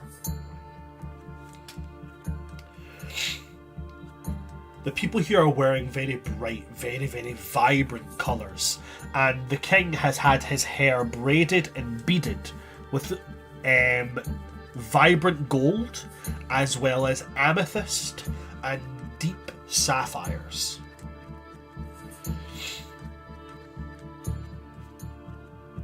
There are currently how many? We've got 1, 2, 3, 4. We're going to count Sheila and Keranin as the same group. So 1, 2, 3, 4, Kiki 5, Harahal 6, Kesselis 7. So I'm going to roll a d8, and we're going to see who comes first. So 1, Reverie. 2, Arya. 3, Sheila and Keranin. 4, Elion. 5, Harahal. 6, Kiki. 7, Kesselis. 8, I pick because I'm the DM and I'm the important one. It's an 8! Would you look at that? I didn't prepare to pick anybody, so I'm rolling again. 1, Reverie. So, Reverie, after returning to your room, getting yourself ready and making your way downstairs, you are met at the grand doors to this ballroom by a very, very well-dressed attendant who, as you approach, steps in front of you and says your name and how you would like to be introduced. What do you mean by how? By which titles would you like to be known? Is there a prefix to your name?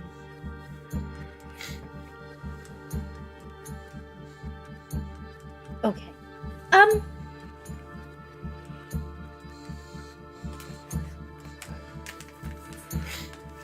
Call me Reverie the Wingless. Reverie of the Wings. The Wingless. Reverie the Wingless. He nods. And then he turns and he pushes the door open, and as he pushes the door open, there's sweeping dancing being done.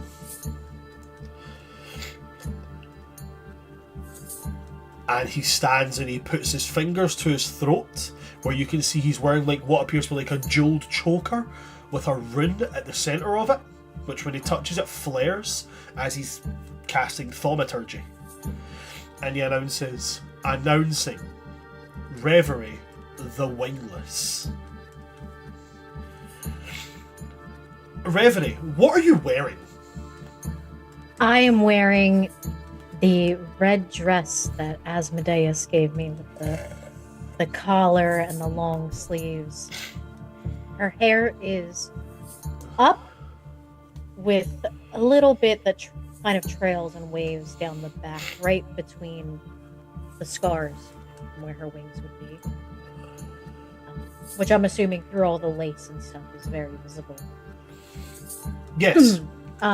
She definitely went to Sheila to get her makeup done, though it's not anything crazy or impressive. It's a very sharp cat eye and mascara. Okay. And her hammer has been shrunken and put into an ornament. As like an ornament in her hair, so that she has it. I like that. I very much like that. As you walk in, there's applause as you step in, and King Amun, as you come in, will kind of greet you and then make his way over to you, and he will place his hand out for you in order to almost like walk around the room with you. I will take his hand. And he will say, Reverie, you are resplendent. Thank you. He will look at it and he's like, I have never seen fabric quite like this. I'll have to get a sample for my own tailors. I don't think I have one. It was a gift. A gift? Whoever gives such a gift must be a verdant admirer of yours.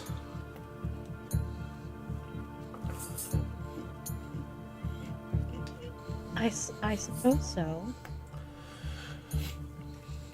He will smile, cock an eyebrow, and then say, "Is this gifter perhaps someone vying for the attentions of your heart?"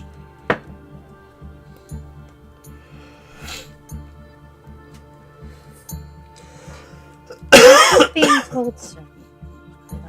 I have a date with them coming up. A date, so he has already begun courtship. I suppose. Though perhaps I think it might be more figuring out if it's compatible.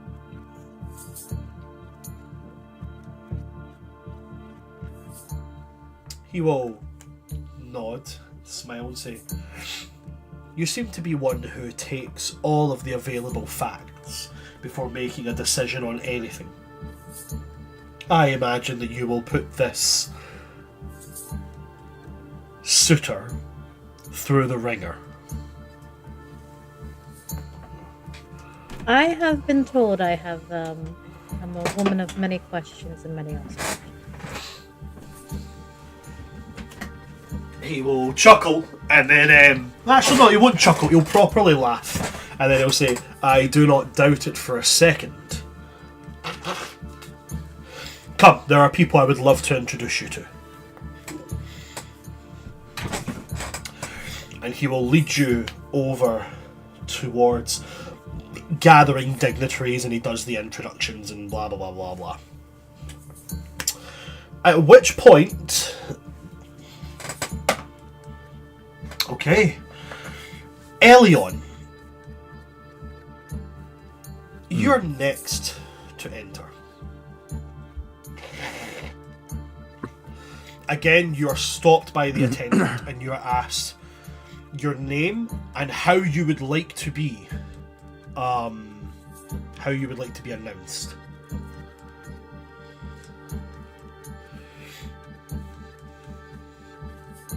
There's like a moment of deliberation, Uh-huh. and then I will convey my name. Uh-huh.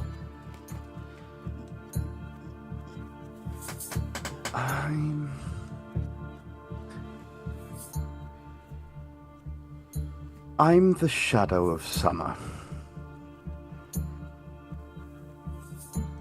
Oh.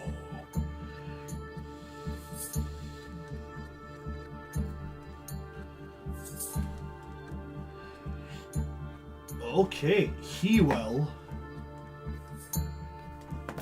nod, turn, push the doors open, and he will announce, "I present Elion, the shadow of summer." Elion, could you please describe what you are wearing? I am in a traditional, like modern,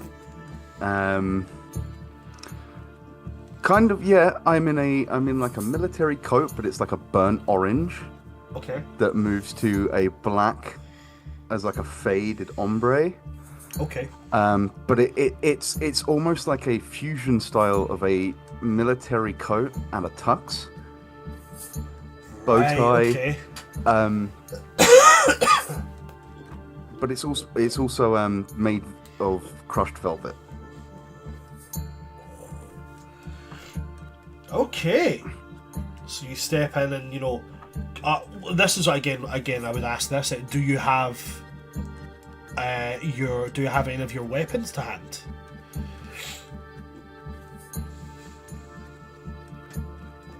Assuming I wouldn't be patted down,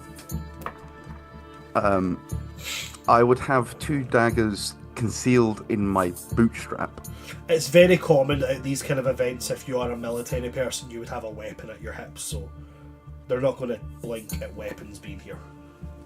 Okay. They are. You know what? Yeah, no, I'll have the scimitars, but yeah, that makes sense. They're showy. Okay. Let's see if there is anything for you. There is indeed. As you step in and you're announced, and people are looking at the attire you're wearing. It's not like the free-flowing clothing that the people that are from here all wear. This is quite a tight outfit that you are wearing. Mm-hmm. And you are going to have somebody approach you. The person that approaches you is an elderly gentleman wearing flowing robes of purple and deep navy plush velvet. And they will say to you, "You are one of the emissaries from the Western Lands." I am. It is a great pleasure to meet you. I am High Priest Ajak. The king has told me much of his new visitors, and I would like to get to know all of you deeply. Well, you look splendid. He will gesture to his robes and say, "My position comes with quite the many benefits. You two cut quite a dashing figure. I see many of the courtesans and, in some cases, brides of some of the attendants casting a glittering eye over your visage." I'm sure we can pay an introduction to them later. I would be happy to facilitate an introduction, should you Fantastic. wish it. He will then put a hand out to take your hand. Mm-hmm. I will do so. Okay. He shakes your hand, and as he shakes your hand, can you make me an investigation check? Of course I can. Not bad. That's not terrible. 15. Okay. He takes your hand and he shakes it and he's like, "I will seek you out later on to continue this conversation. Fantastic. Enjoy the evening. Please, try the wine. It's glorious." And he will step off to go and mingle amongst the rest of the people here. Okay. I'll go grab the wine. Do you drink it? Yeah. What's your constitution modifier? +3. Sorry, say again? +3. +3, okay. So this is just one drink. This is part A, so you're not getting full on wine goblets. It is glasses. So it's going to count as one drink. Mm-hmm. Okay, so you have 2 more drinks before you're going to start making saving throws. For real. That's fine. Fantastic. We move on. Let's see. Oh, number 7. So,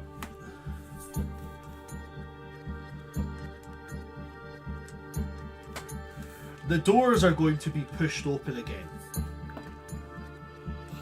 And in will step Kesselis.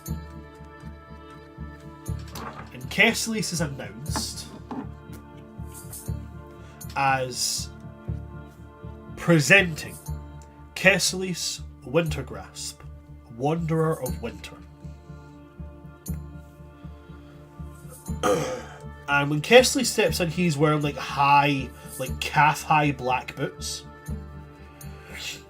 He wears a very, very similar style to Elion of that not Elion, sorry. Not Elion whatsoever. For those of you that have seen Vox Machina, Percival de Rolo, the very high collar that he has when his coat is done up. So that's like one of those coats that has the long tails, but the actual coat ends just at like his hips. The coat is done right up like to the point where it is like a very, very high collar, girdling the chin and such. And around the shoulders it has this bristled, spotted black fur. Same at the collars of it, and same at the hem of the coat.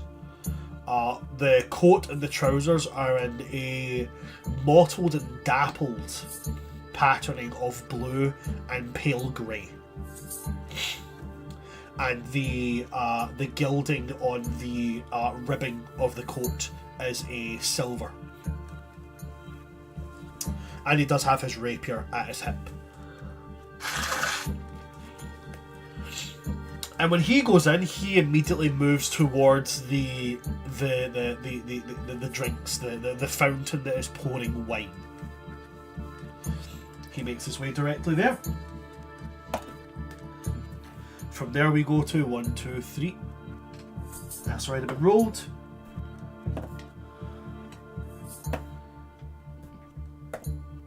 Aha. From there we go to Sheila and Kernan.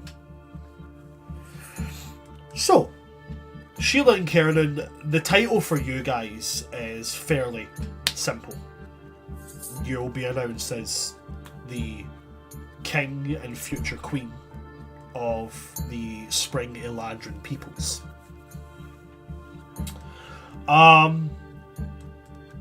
Unless, of course, there's a title you'd rather go by, Sheila? No. No, you want it fucking known. You want it, like, said out loud. Sheila's been like, this is the only bit I have been waiting for.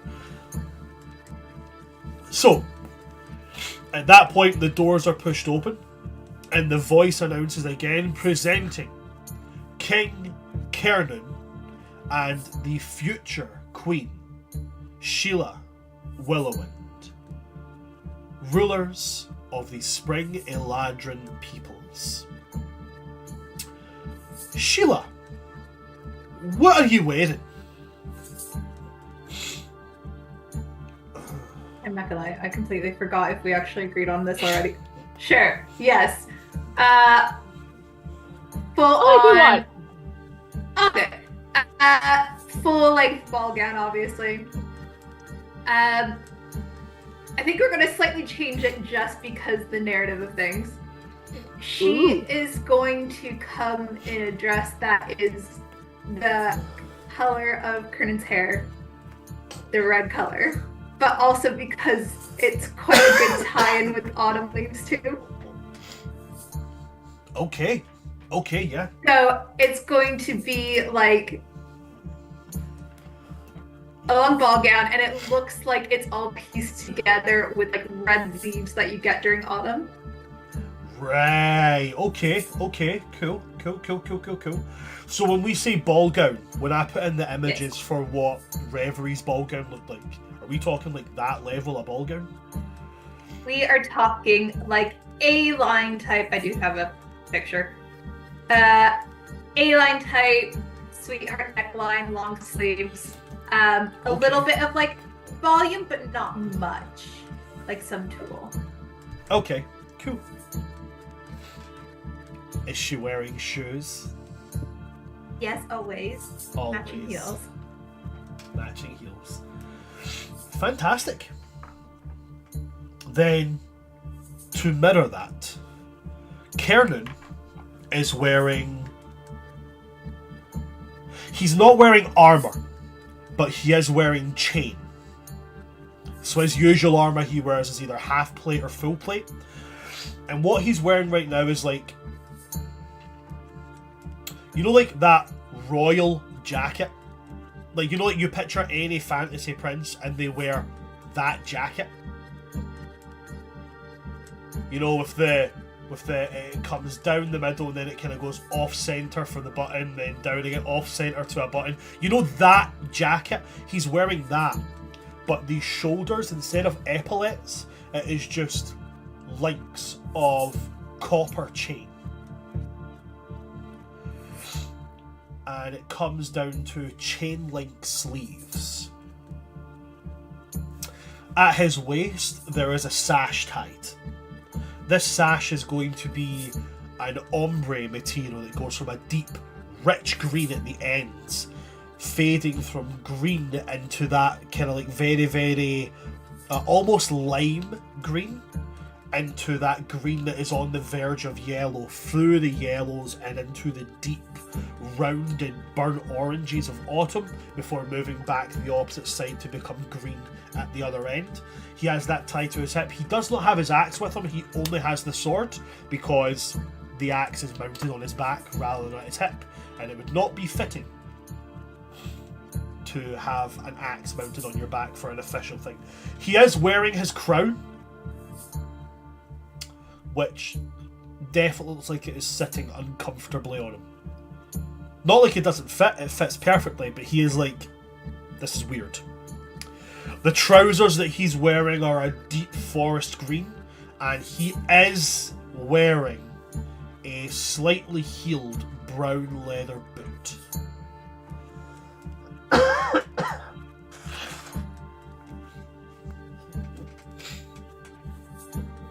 And as you both step in, Sheila, you and Kernan will be approached by... Who will we have approach you? Oh, I know. You are approached by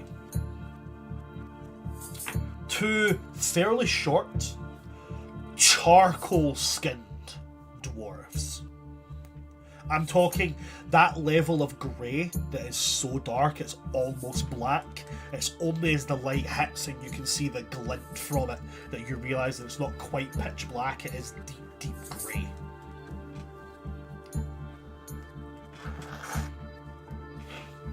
One is very evidently male, very, very thick beard, woven with bands of metal and hammered edges. The other has a very, very long central braid, going in almost like almost like a French plait, but like a French plait that's been volumized, so it sits on another level. Falls all the way down, falls over the shoulders, and it kind of comes down, and like like Rings of Power, Durin's beard is braided and then attaches to his belt. Well, this braid comes down over one shoulder, up and around and over their back.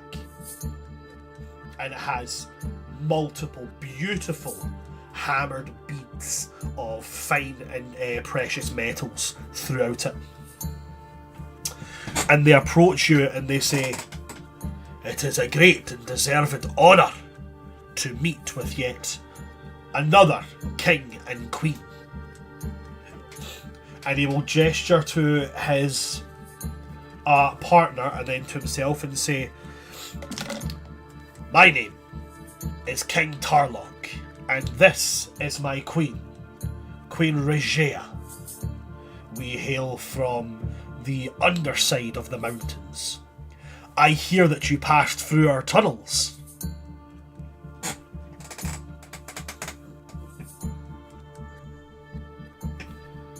Yes, I've been through your tunnels before you were there, and the most recent time was coming here as well, yes. There was some incidents reported within these tunnels. Perhaps I could pick your brain afterwards to see if there's anything of note you could give any gleaning insight into. I'd be more than happy to aid. Excuse me a moment, guys. Very, very sorry to interrupt this. I just have to jump away for just a quick minute. Give me a moment. I'll be right back. Talk amongst yourselves. We look fucking good.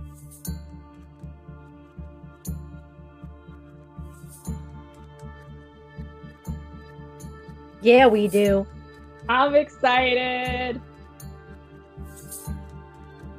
That priest told Elliot he wants to be deeply inside him, and I'm. I had to I did resist think that. I was so like- many jokes. I had to resist so many jokes. Listen, I know going back to take notes on this entire episode, I'm gonna look at my own face when things are said, and I know that's one of them. Hey, I feel like he's you wearing and I have the long most robes. expressive. So, If he's ripped, like, it is what it is, isn't it? Game's the game. Yeah, I have been told I have an incredibly expressive face. It's because I'm one of those people that's like, I choose silence, but the face I chose to be silent with spoke for me. See, for me, it's just like, to quote my sister, I am a living cartoon character. I have no poker face. All my emotions, all my expression, just malleable. Ash nodded like, "Yep, I same." was literally born with a funny face.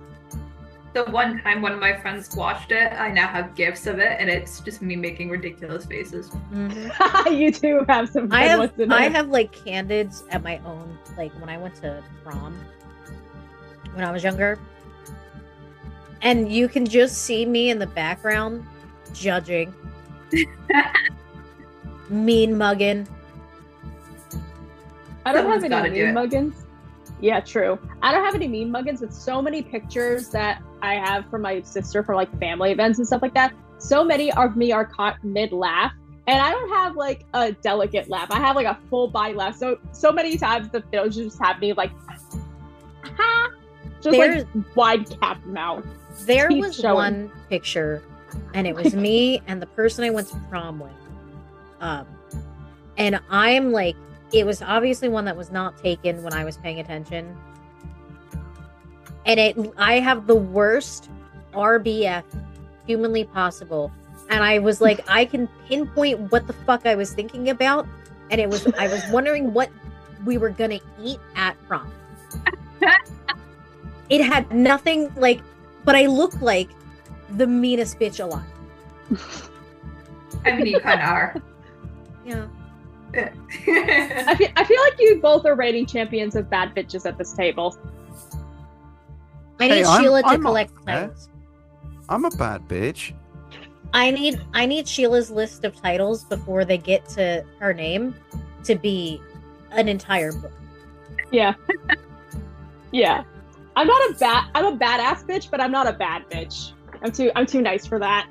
I got long hair, I'm sassy, and I'm in good shape. I'm the definition of a bad bitch.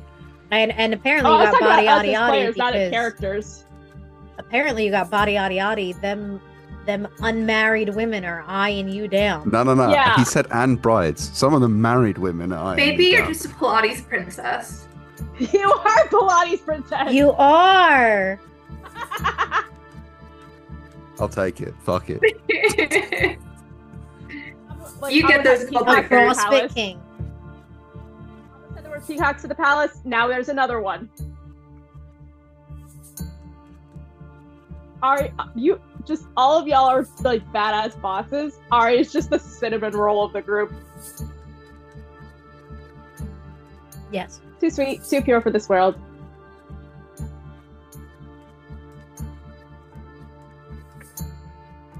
And I Kesselise like- is our soft boy wizard. Did you guys see the game?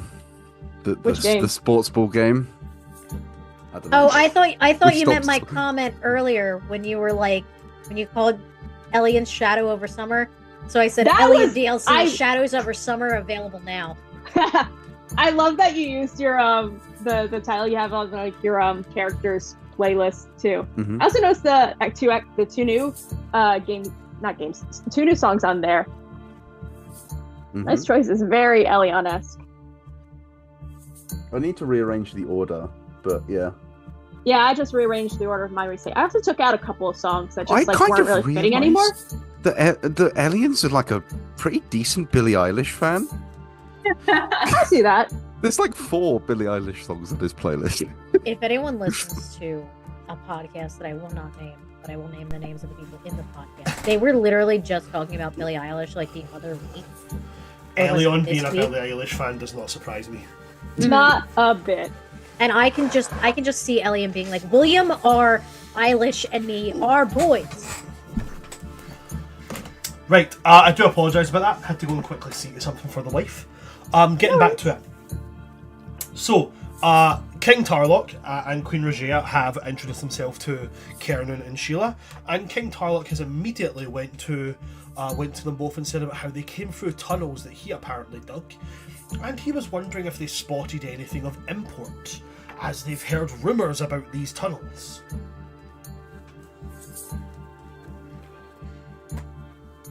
Is there anything you'd like to share, Sheila? Did he want to talk now? I thought you'd said that he wanted to talk later. He'd like to pick your brain, is really all that I said. I mean, it can be now or it can be later on. Yes, we happened to run into one of your brethren, who got into a little bit of a spot with a dragon. It seems that it seems that unfortunately some of your group caved in a tunnel onto the dragon's eggs and killed its hatchlings, and now the dragon's out for revenge. And he kind of, that's of no consequence. Dragons are, well,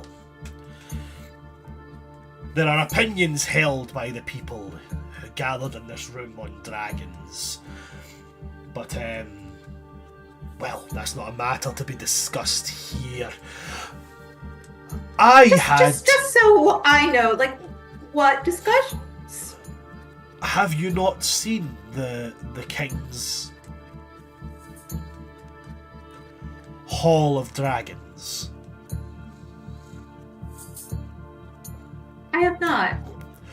One of the things that my kingdom and King Amun have bonded over greatly is our love for sport, and one of the greatest prizes within this is the hunting of a great apex predator of both the sea, sky, and land.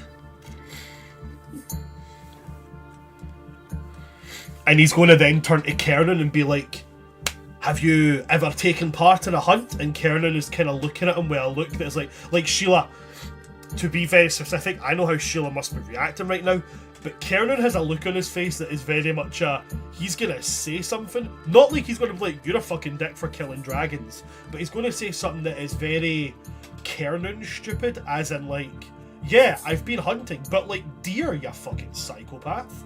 Like, you know, along those lines. And so he says, have you ever been to a hunt, Your Majesty? And Kernan's like, I mean, yeah, like, I've hunted rabbits and stuff, but... And he's going to catch your face and be like, dragons are most definitely a predator to observe. And this king smiles wide and is like, you should come to my kingdom. It is in the deepest of darks, but down there you would see a great many of my family's trophies. It's true. We do have a different stance in that dragons are actually highly revered. You revere the beasts? Well, you know, as apex predators, they are the epitome of Sorry, greatness Sheila, of you magic. broke up a wee bit there. Could you start that sentence sorry. again, please? No, I think it was my fault. As apex predators, they're the epitome of magic, of power, of strength. And by killing it, you're just diminishing the magic in this world. It's a shame, really. And you can see this king, he's played the game for a long time.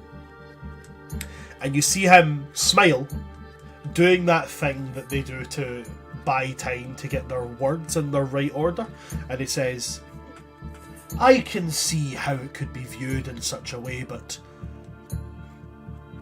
from where my kingdom stands, one can hardly be called an apex predator if one is hunted. For you to have to show your might by hunting, it does show that you aren't the apex predator, though. Perhaps simply a differing of opinions between kingdoms, then. It seems. It would indeed. I do believe I'm being hailed by some of my other kinsmen. It was a pleasure speaking with you both. Perhaps another time. Another time. And he will take the arm of his wife and move towards the other dwarven representatives who are here. And as they walk away, Kernan is going to lean towards you and be like, I haven't done this king thing for like a very long time. But is it wrong that I really wanted to punch him? I'm kind of wishing that I just allowed the dragon to kill everyone.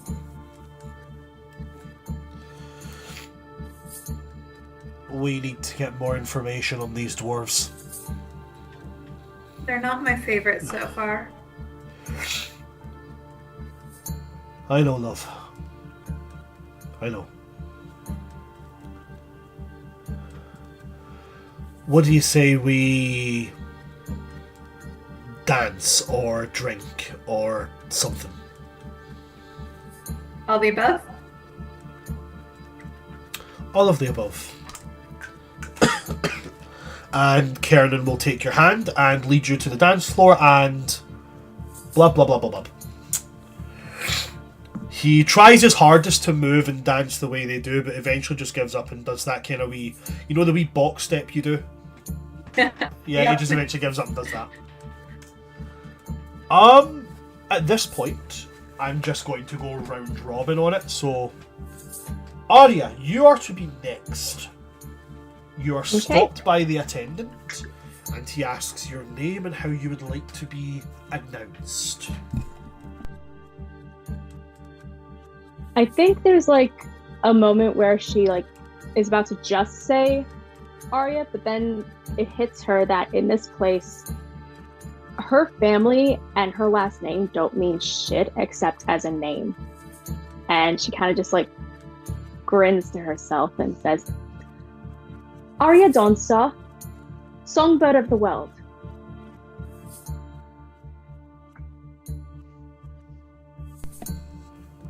He nods, turns, pushes the doors open, and presenting Arya Dawnstar, songbird of the world.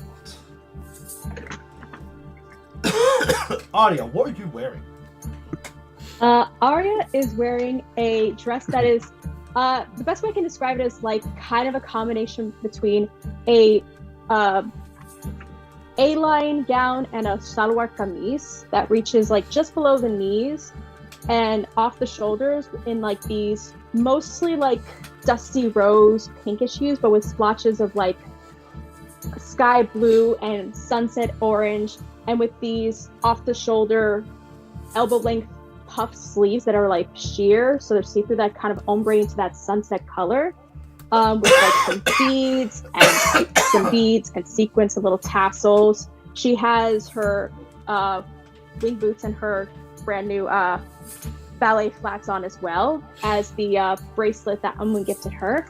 She has her patchwork skirt kind of like over the shoulder back, kind of like a cross between like almost like a kilt, but also looks a little bit like a sari that she has pinned. She used performance creation to make a pin for herself that looks kind of like the Hamas hand in a sense, but with like it in like this rose gold color, but instead of in the center an eye, there's like a dangling capped bell that is holding her patchwork onto the dress over her shoulder. She has prestidigitated her helix hoop earrings and the bead clasps at the end of her braids into like a similar rose gold kind of metal. With the help and talent of Sheila, she has done a little bit of makeup for herself, a little bit of like light blush to highlight the apples of her cheeks when she smiles, a little bit of gloss, but most notably she has on like almost like a mascara that is like in a gold color, that like almost like an eyeliner more, that kind of like tails out, not in like cat eyes, but almost looks like flared small like bird or angel wings. And then she has like eyeshadow that is of a bright violet, so the gold and violet really makes the colors of her eyes pop. And for once, she brushed her hair. It's still in that choppy bob kind of style with like the fringe bangs and the longer thin braids that reach past the shoulders, but it's a lot smoother, a lot softer. The pleats are freshly braided. This is the least messy you have ever seen this girl. But the thing that stands out most, I think, is her posture. She is standing tall and confident and has this radiant smile on her face, because I think before they left, she gave herself a once look over in the mirror, and the best way I can describe it is like a Princess Diaries moment, where she sees herself in this new light, where she is in this fancy outfit, but it still looks and feels like her.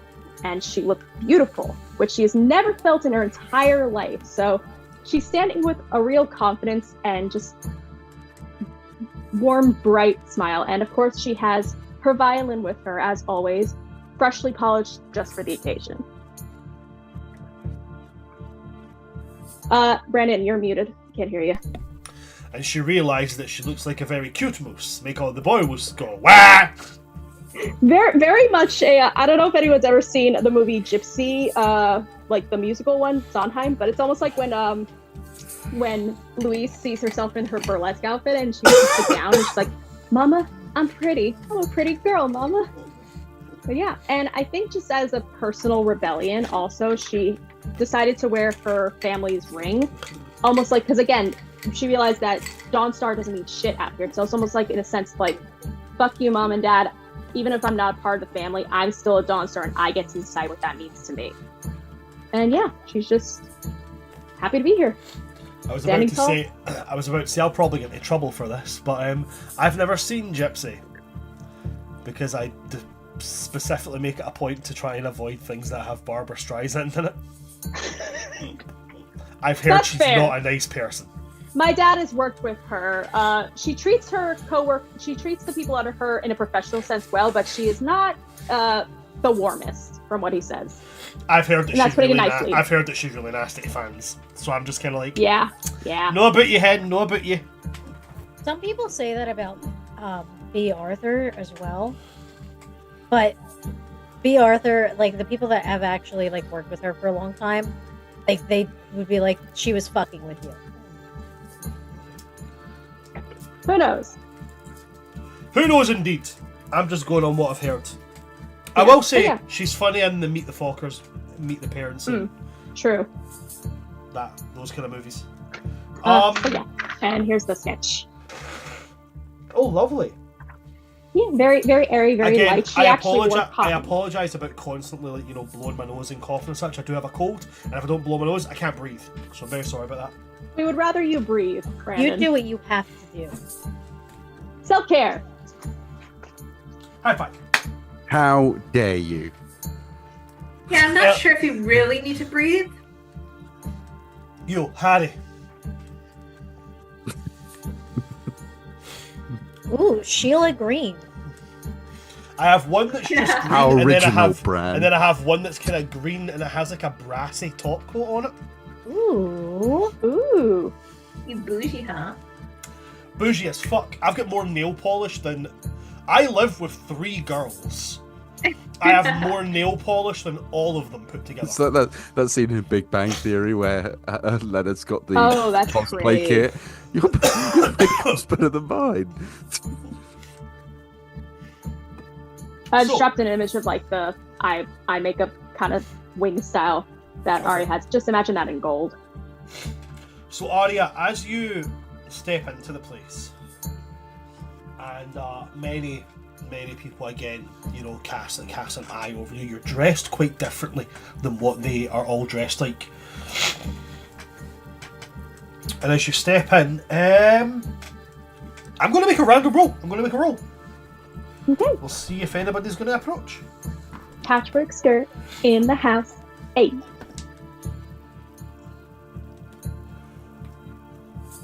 Huh. Okay.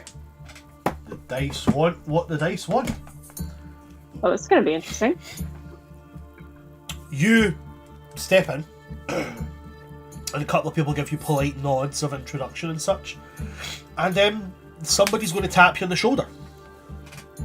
I'll turn to see who's up. You turn around and Kesselis is there.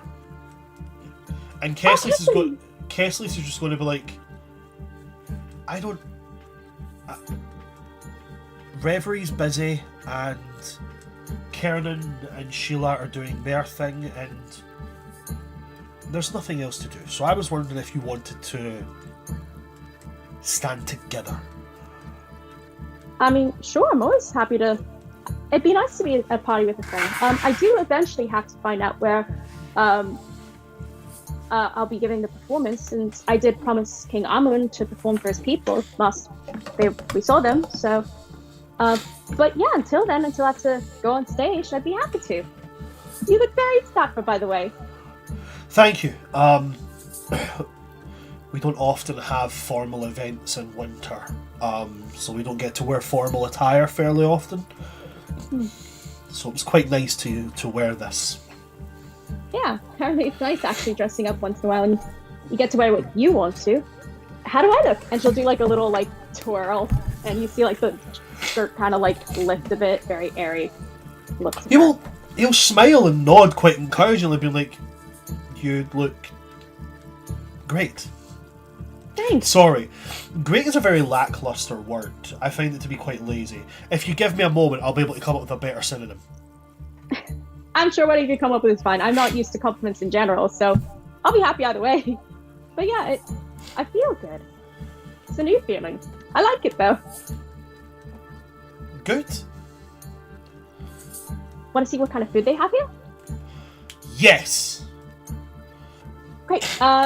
Is the floor, by the way, polished at all? Like, absolutely. The floor is marble. Arya's absolutely gonna do like that thing where you slide across on her flats and be like, wee! Because why not? What's life without a little whimsy? She's not holding herself back tonight. She could just be herself and slides to wherever the food is. So I'm really glad you mentioned the food, because there's quite a few different dishes here. Ooh. There are your standard things like, there's lamb and goat. There's also what appears to be venison, and there's another type of meat here as well. It looks like chicken, or perhaps a very meaty fish, but it is marbled like it's marbled like Wagyu beef. Ooh, oh. Thick veins of fat running through it, and it is doused in this like bright red sauce. Ooh. What is this dish called? I'll ask whoever's like serving her by the food. The chef will come over and go, it is a local delicacy. And he will gesture to it, and he will say, we call this sun-grilled dragon. Her face pales. I'm sorry, did you say, dragon? Yes, dragon. As in, like the do you have many dragons around here? Did this dragon... They are quite commonplace within the desert home that we share. Mostly you will find sand dragons, but if you venture into the tunnels of the mountain, you can come across deep dragons. Deep dragons have a bit more of an earthier taste. I've encountered a deep dragon before. I've actually made friends with dragons in the past. Did you know? Made friends with dragons? Yes, one named Tingledeath and one called Garrick. We had a jam session together. Do you not talk to the dragons that are in this area? Do you not try to converse or get to know them, or leave, or even just leave them alone? No, we they're one of our primary food sources. I see. I'm as much as I'm excited to try the delicacies of your people, I actually, a lot of us in our culture are vegetarians because we value, the life and preservation of life. So, do you have any vegetarian dishes, or even desserts? Of course. And Amy gestures to a whole array of just vegetables and fruits, and then he looks at Kesselis and holds out like the tray with the dragon Oh, meat, and Over his shoulder, I'm Kessler's looking at Kessler's like, just looks at him and goes, "No, in my culture we tend not to eat our friends." And then he turns and just walks away. He follows you, is what I mean by that. God, you said it. Eat dragons. This server's going to be like, I brought you dragon cabbage. Cabbage. Arya's just working her way down the menu, just like, but everything's big dragon in it, and it's like lettuce. What about the lettuce? Oh no, the lettuce is absolutely fine. Thank the gods goes to bite it. It's like seasoned with dragon salt. Son of a bitch! We have tofu served in a bowl of a dragon claw. I'm just like looking at Kessler's like, oh my god, they eat this. Okay, this is a cultural difference I just cannot wrap my head around. Survive how you gotta survive, innit? Yeah, but we've seen they clearly have variety here. It's not a matter of survival. So one thing to note is that you are at the... Sorry, try to get my bearings right. The last time you passed through here, you came out fairly like in like the middle of the the kind of mountain range. This one you were closer to the north. So where you've came out, where this city is, not 3-4 miles away, is the northern coast of the continent. So they get loads of seafood. They are next to a lot of oases, so they get like antelope and such. They have lots of meats. It's just like I'm trying to think what I would put it like. Dragon is like their delicacy. I don't know. Dragon is like their foie gras. You know, like the peak fancy. of the peak. Yeah. Got you. Dragon is their wagyu. They have access to other kinds of food. It's normal survival. Like, why would they go? I think I've maybe lost my appetite. Probably not good to dance on a full stomach anyways. Maybe we could just see where people are performing. I should ask about where I can set up. Get ready for They eat dragon! Kessler's will turn, look around, and then see King Amun with Reverie. And gesture and be like, Reverie's, should we go and ask now, or... I say ask now. Let's get the, for lack of a better word, taste of that moment out of my mouth. I'm still optimistic tonight's going to be a good night, though. I'm putting it out there into the universe, manifesting. And you guys you're gonna make your way over to King Amun and Reverie, right? Yep, sliding across because it's more fun, and she wants fun right now.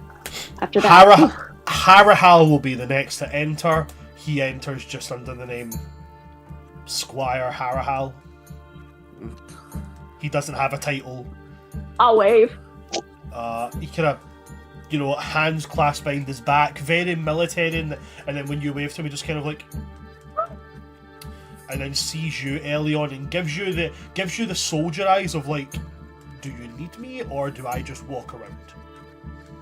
Come here. I will literally just... He will walk over. Squire? I'm sorry, we can't all be the shadow of summer. I made that up 15 seconds ago. I didn't know we could make up titles. I didn't care.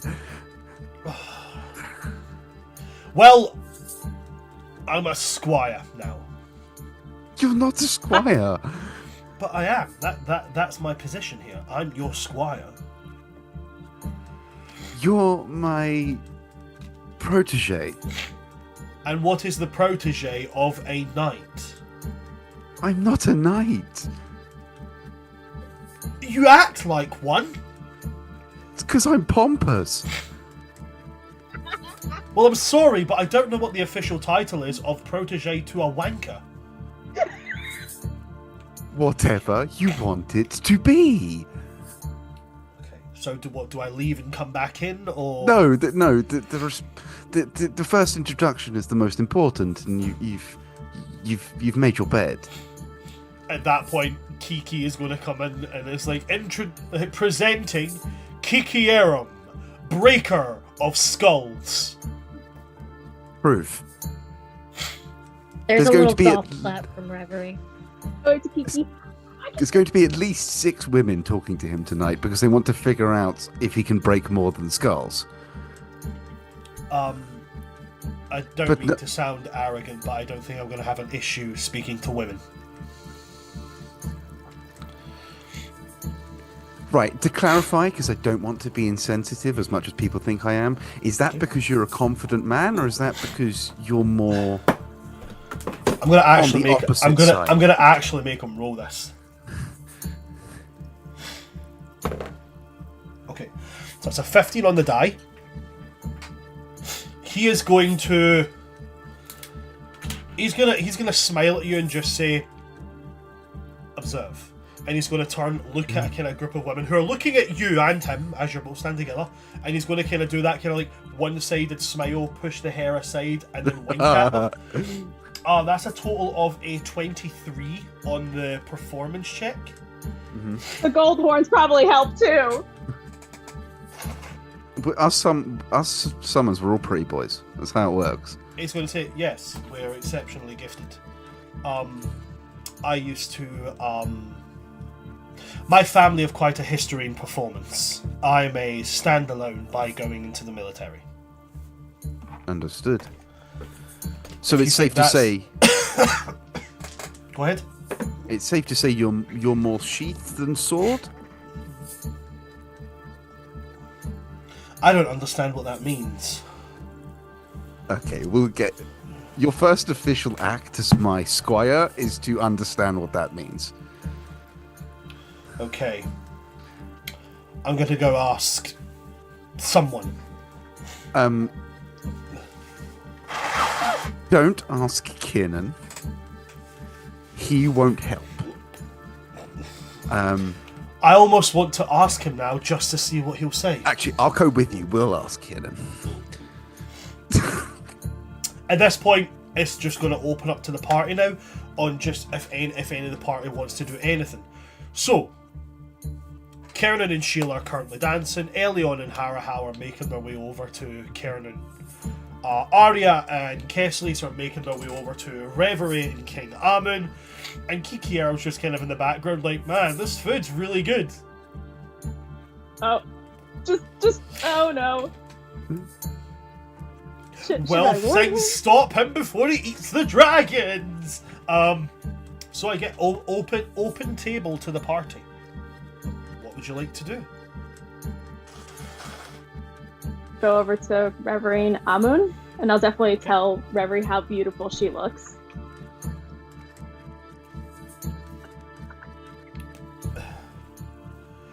Thank you. You did something new with your hair. Yeah, I brushed it, and I actually, yeah, I'm not used to feeling pretty. It feels nice. Well, you do a very good job of doing it. King Amun will Thank nod you. to that and say, "You do indeed, Arya Dawnstar.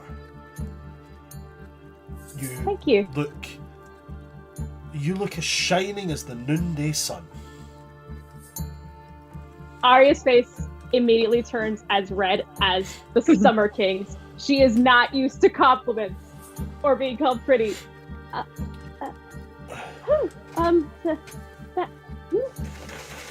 you. Sorry, not used to. Sorry. You look very wonderful yourself, King Amun.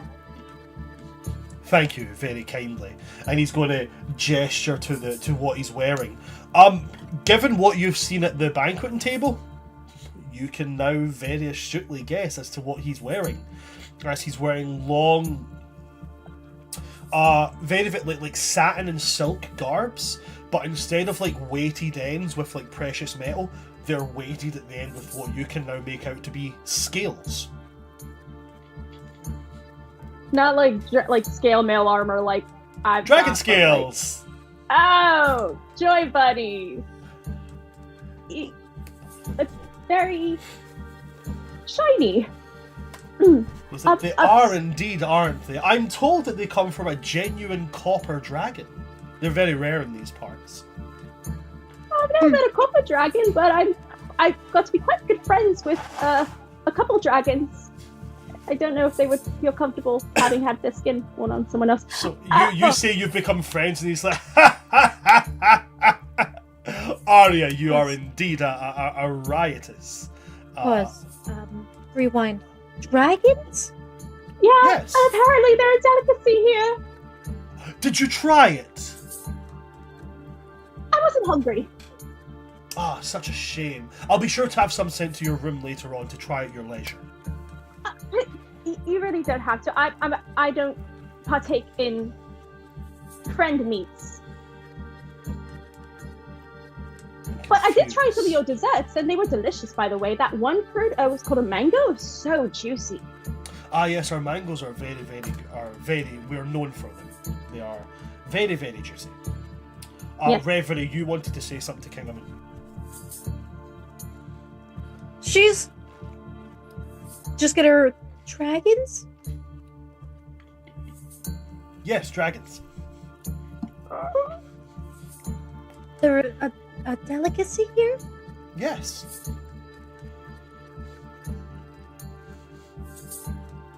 Is it because you fight with them?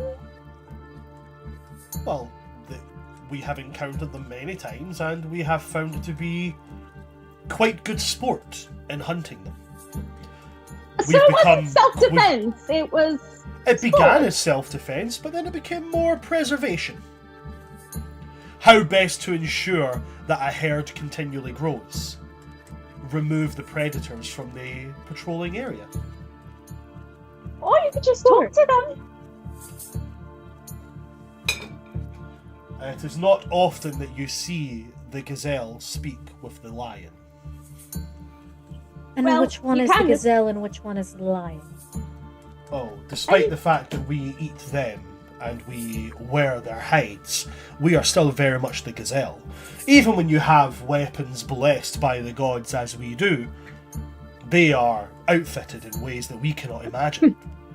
My father, True. the king before I, passed down a dagger made from the claw of a dragon. And it was sharper than any steel we had ever forged. Well, in our experience, dragons oftentimes can be reasoned with. Perhaps maybe that's a good way to go about it, rather than, ending a life unnecessarily.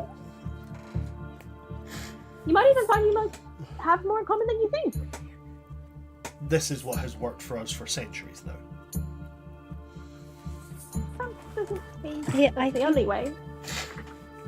I think it is important to not interfere with tradition.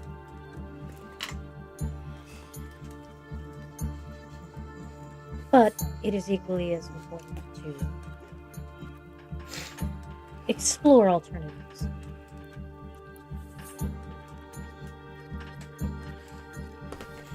This is important to you and your people, so I will not say too much either way. That is the natural cycle of life. He will smile at you and say, "Very, very well put, Reverie." He'll then turn back and say, "You say that you have made friends with dragons. Mhm. Yes. How interesting." Yeah, I had a jam session with one of them, and the other was very kind to us and helped us. She even inspired the aspect of my performance. Speaking of which, healthy segue, I did promise to give a performance for you and your people and everyone here at the party. I was just wondering where would be a good place to set up for that. I've been very much looking forward to it. I apologise. I believe you've misunderstood me. I would never have you stoop to such levels as playing at a mere party. No, before you leave, I would ask for you to take the position on one of our towers to play for all the city. Oh, I did see some of the musicians. Well, I'm sure that's a great honor. I saw how you had the guards up there, but the way I perform is there's a lot of visual aspect to it as well, and I like to be amongst the people. It's part of how I convey the emotion of it. It's a communal thing for me. It's part of how I convey my art. I apologise. This was not made clear to me. I have I don't mean to disrespect the honor that you're clearly trying to show me. We've set aside no space for a performance at tonight's event. Oh, don't worry, I can make space, or just be amongst it. I don't mean to slander the clear respect that you tried to show me. I really do appreciate it. It's just, this is how I best perform my art. And I would love very much to share that with all of you. Face to face, eye to eye, heart to heart. Perhaps before you leave our city, another event can be arranged. There has been no time set aside for performances at this event, I am afraid. But I will certainly endeavour to arrange a space for you to share with us your gifts before you leave our fair city. I'd be very pleased to. Perhaps at a communal breakfast with all of the delegates that have been invited tonight. A grand idea. And breakfast is my favorite meal, so that's perfect. And I apologize for the lack of communication on clarifying on my part. And I really, it really does mean a lot to me. I saw how much the musicians up there are honored and cherished. I really don't mean to offend. I really am grateful. No, there's no offence caused. Clearly just misunderstandings and miscommunications. Right. And he's going to say, with that, I do have to part ways. I am about to give a tour. Based on our previous conversation, I do not think it would be a tour you would like to attend. I appreciate the warning ahead of time. Thank you. Oh, by the way, the priest who attended with you when you visited us in the Feywilds, the one with the you said was blood touched. Is he around by any chance? I was pretty hoping to speak with him again. Most likely he will be with the other acolytes and other priests within my personal temple. Alright, maybe I could stop by. Or if he's going to be at the breakfast tomorrow, perhaps even. He's welcome too. Everyone's welcome. I love to perform for everyone. I have no control over where my priests go, unfortunately. The temple within my private grounds is off limits. I do know sometimes they like to frequent to the other temple in the city proper. Perhaps you can catch him there. Good to know. Thank you very much. And thank you again for the invitation to your beautiful home. There's so much life here. It's wonderful. You're most welcome. And he will turn to Reverie and say, a true pleasure it has been. Bow to you all, and then he will turn and he will walk away. You see him gathering quite the group, including quite a few of the dwarves and emissaries who are here, as he starts to lead them off towards the... Oh, Sheila. Sheila's gonna go. Okay. Can I try and grab Sheila? To warn her? Oh, no, she knows. Oh, okay. Oh. Okay. Alright. Okay. Oh boy. Okay. Right, so Sheila is going to go on this tour. Are you dragging Kernan, or are you asking Kernan to go with you, or... I think she'll be like, look, you don't have to come if you don't want to. I think it is good politically if we at least try to show interest, but also I'm kind of morbidly curious to see what they actually have there, and if I need to like completely decimate the entire room. Or maybe it's not as bad as we're thinking it's going to be. Kernan will nod and be like, okay, but the moment it gets too much for either of us, we get out, okay? Okay. Reverie, you had your hand up there. Not intentionally. That was Okay. my bad. No worries. So, King Amur is about to give his tour of his family's collective trophies in his Hall of Dragons. Or, if you wanted to be really funny about it, you call it a Draconic Hall. Kinda like Masonic, right? Sheila and Kernan are going. Reverie, would you like to attend? Absolutely not. King Almoon walks away. Reverie turns to the other two. It's, I know. I mean, I was really starting to like these Pelicans. I mean, no one's perfect, but really, it's a cultural thing. I understand that. It's like They live very short lives. If felling a dragon makes them feel in control of that. true. If anything, the dragons outlive them. So, like, you know, it's. I love how Reverie's approaching this like Olaf from Frozen. This is what we call taking control when things feel out of control. Killing dragons. High wisdom. I'm assuming that Arya is not going to go on the tour. You know, Arya's gonna try and find people to talk to, try and make friends. Or is there any dancing? Arya loves to dance. She'd ask, Remy, do you want to dance, maybe? It is What kind of moved, style dancing? it's moved less from like a partner dancing and moved more into, I guess, the style I would liken it to is kind of along the lines of like Bhangra dancing. So, Ooh. very, very of this particular culture and such. So a lot of like dwarves and such who are not part of this culture, they're just standing watching. Not that they're not inviting to, you know, come and try it. Just, you know, speaking from personal experience, trying to do it off the cuff is fucking difficult. My cousin married a girl from Bangladesh, and they had a joint Scottish and Indian wedding, and as his groom's party we had to learn Bhangra dancing, and It's motherfucker, a that lot. shit is hard.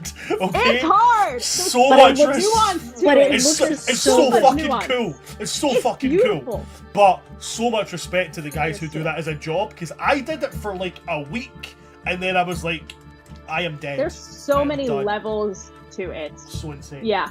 But I would Um, definitely want to give it a try, and it'd be nice to like hang out with my friends. So You can give it a try, as it's a dance style that she's not familiar with, and as it's her first time seeing it. But she is also a talented dancer. That's going to be a 2-1 even out. So there'll be no negative to it, but you will roll at a disadvantage. So it'll be a Fair performance enough. check disadvantage. performance disadvantage. All right. Bismillah. Okay. With disadvantage, that was a 14, but yeah, I rolled a 19 and a 14. But she does have a 12 in performance. So 14 plus 12 makes a total of 26. 26 is a very, very good roll. You do an exceptionally good job. Some of these steps are just steps that you have seen for the first time. You cannot fathom how they're done. But you keep up. You keep up and you make a startlingly good attempt. To the point where quite a few of the people that are dancing are actually giving you, like, you know, they're giving you like nods of encouragement. Like, they can see you're missing a few steps here and there, but you know, they're, you know, egging you on. I'm happy to learn. Elion, are you going to go on the tour? Hell yeah. Sorry, cut out again. Can you say it again, please? Hell yes, please. Okie dokie. The two courtiers.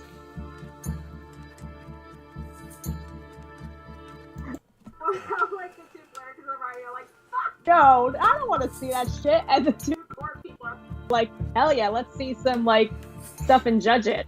I I think mean, it's Reverie. definitely not hell yeah. I think Reverie just sees Sheila, Kiernan, and Elian in this group, and already feels a headache coming on, and his go is just gonna. I am meeting up with Sheila and Kiernan, holding one of these bites, going, "You tried one of these? These are phenomenal." Kernan just kind of looks at you and is like, I don't know how to tell you this, lad, but you're eating dragon.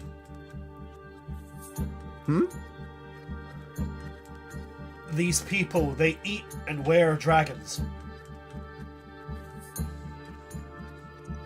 To be specific on what it tastes like, Elion, have you ever tried crocodile? Yes, I actually have. So it tastes like crocodile, but if crocodile and you know crocodile feels like chicken, tastes a bit like fish. Yeah. Now imagine if it tasted like shellfish, but it had that texture of like char siu pork. That's weird. But also fucking banging. Since you've ate a dragon, I'm gonna need you to do me a wee thing. I need you to roll me a d12. 7. He's poisoned. I'm dead. Poison. Or at least indigestion. How many dragons know my location?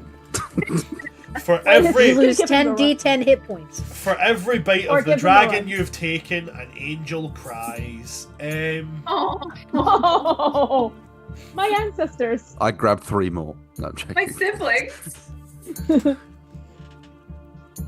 His siblings, too. Yeah, technically. Oh, ho, ho, What? ho. What do you mean? I'm confused. Oh. Brand, you've got a look on your face. I think Brad just realized. Kill me. Do it. Do some fuck shit. Oh, fuck. Elion, Mm. as you take a bite of this, you rolled a 7. Yeah. You become very hyper aware Okay. of lots of different things in the room. Right. Specifically, you become very aware of King Amun's clothing. It's almost like it has an aura to it. Some of the hanging tapestries in here, you become aware of them. Sheila, do you have the scales with you? Yes. You can see the outline of the scales on Sheila's person. You can also see an outline around Sheila. Right. Shit.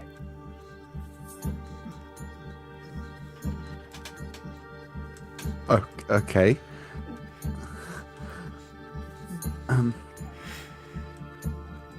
Great. Sheila, that dress frames you very well. Yeah, that's very kind of you to say. It's almost like you're silhouetted, you know? Thanks. It was a great tailor. Well, I mean, of course. Quintilius Vesuvius Maximus Decimus is the best of tailors. Do you want to know something very, very fun? I decided to have a little bit of an experiment. And I got Quintilius, and I will take off the jacket, and I will flip it inside out, Right? to where when I put it back on, it is black that fades into orange instead of orange that fades into black. I like it. A 2 for 1. Outfit change, 30 seconds. You just want to show off. I Okay. applaud you. I mean, Carolyn's gonna look at you and go, yeah, well, I can change my cufflinks.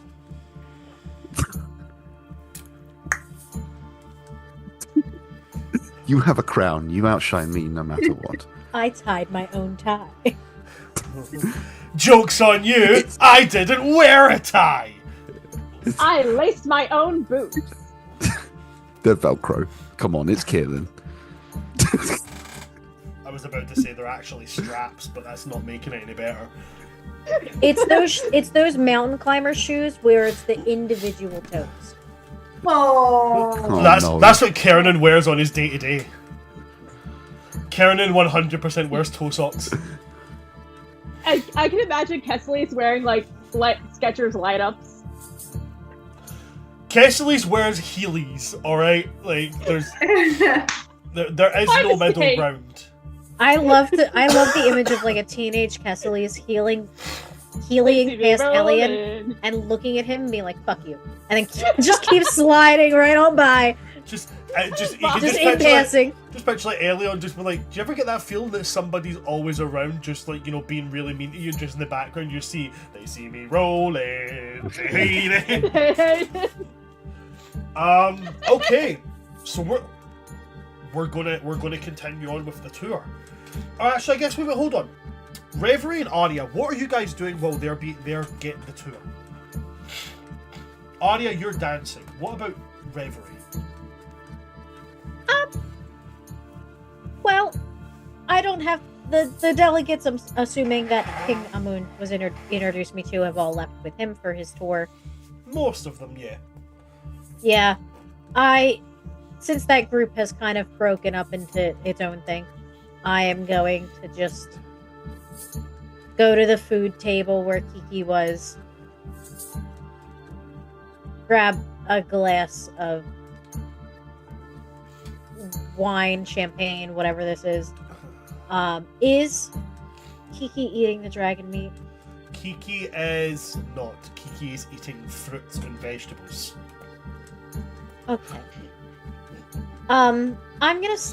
It's nighttime, so I'm gonna step of night. Okay.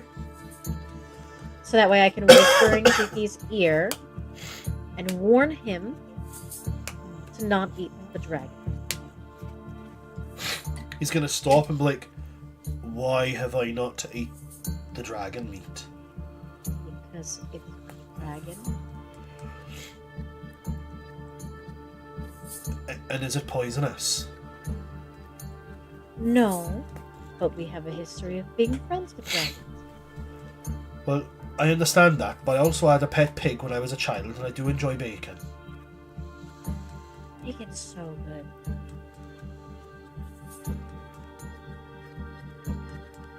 I mean, I won't eat it if you're telling me not to eat it. I'm just,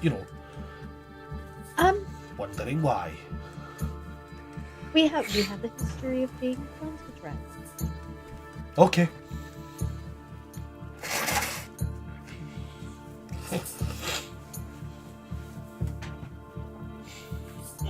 So I think those girls are checking you out. He's gonna turn around like you seen George in the Jungle? Yeah. You know when he's at like the party and he's got the plate of food and he's just like walking around with like half a banana stuck in his mouth? Yeah. That's Kiki right now. Like Kiki just turns around, looks at a crowd of girls. He's got like half of a dragon fruit sticking out his mouth. And he's like, and they all kind of turn back into their circle. And I get that reaction a lot. I do. Why don't you next time take the food out of your mouth and then just give a little smile and wink. Smile and wink. Yeah. Alright, I'll give it a shot. Takes the dragon fruit out of his mouth. Let's roll a charisma check for him. I'm helping him the best I can. Yeah. Okay. With You all of gotta the tips that Sheila once gave at the pond meeting. I was gonna say we're taught by the best. Shit, you know, with advantage, it's a 5 and a nat 1. Oh, Baby. Oh boy. So for a total of 7, he looks over, smiles, but gives one of those like, and do you know what? I'm just gonna put it. Kiki can't wink, so he just blinks at them.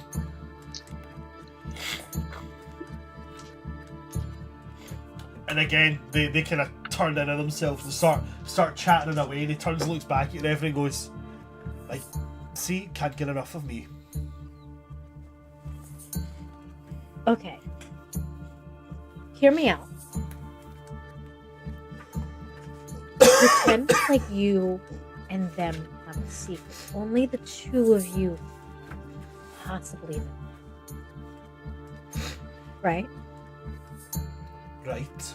So when you smile at them, Right. it's a little secret smile. He's gonna turn back to him, like, smile, but as he smiles, you hear him whisper to himself, like, he turns around and he goes, I'm scared of goats. You're scared of goats? It's supposed to be a secret! You said it out loud! Well, I didn't mean to. You're supposed to forget that. Okay. Like the two of you share a secret that doesn't need to be set out. Could I not just walk up and talk to them? That seems like it's much easier. You could. Alright, I'll go do that, and he walks away with the bowl of food in his hand. Oh, I love Kiki so much.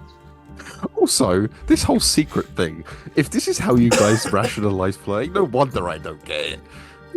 No, you Listen. just don't get it because you're oblivious. Listen, you're...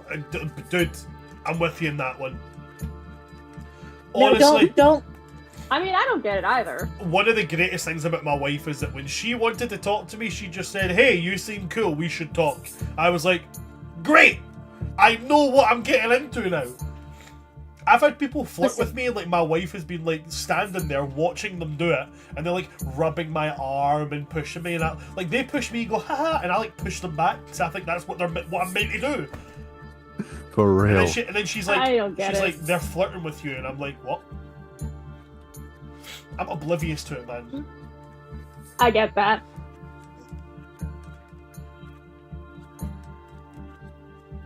Now that I've helped Kiki with women, I guess I'm just gonna do a little lap around the room. Just Tour? being You want to hot. go on the tour? Nope. Doing a little lap around the room, just being hot. Show that. Walking. Ah. Sheila taught me the high heel strut, and I'm doing it. Oh, power move. Okay. Then in that case, we're going to jump to the tour. I did have one little Sorry, thing. Arya, what do you want? I did have one little thing. Okay. But if we're doing the tour first, no worries, I can wait. No. I'd like to. I think I'm going to end it with a tour. So, what is it you're looking to do? Well, after Ari's done dancing and actually exhausted, because that shit's hard, she'd try and talk to some people, try and like make friends, ask her standard questions. But I think at some point she would maybe try and like, if Harahao is here, she'd like try and check up on him because she knows he's like, it's his first day out as like full day in like vagabond life, and as a fellow vagabond, I'd want to check in on him, see if he's having fun. Harahao seems to be having plenty of fun. He's got some varied admirers around him, and he seems to be talking quite well to them. Okay. He's got a smile on That's his my face, and he's got what you would recognise to be. He's got that very, very effortless summer charm. You know, like the way I could never get the hang of it. The way that, like, you know, Arterinon talks to people. It's flawless. It's effortless to him. Yeah. Paladin. I was just High charisma. yeah. I was just think I roll at that as like summer boys, but at least he's having fun. Yeah, she's just gonna try and like talk to people and just, you know, be herself, not Okay. like feel like she has to hold back or mask for once at a party. And see if she can make some friends or connections. Okay. That's something we'll do a roll on in the next session, because I do want to go into the tour. As we move away from the ballroom, and we go to King Amun and his Draconic Hall. The tour group is led to a pair of large doors built into the wall and marked with the symbol of a swirling dragon. And King Amun will say, I implore you all that what you're about to see in here is my family's great treasures. Please refrain from touching. Some of the magics left in these remnant artifacts are still tempestuous.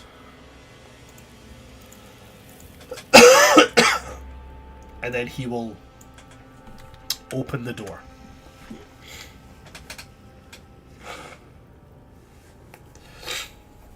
Inside this room. I say room. It's like the inside of like a monastery cathedral. High vaulted ceiling, wide room, and very, very long. There are pedestals all around with claws, artifacts made from dragons, scales, skin, bones, fragments of eggshells. And along the walls, there are mounted heads. All kinds of dizzying colours of dragons.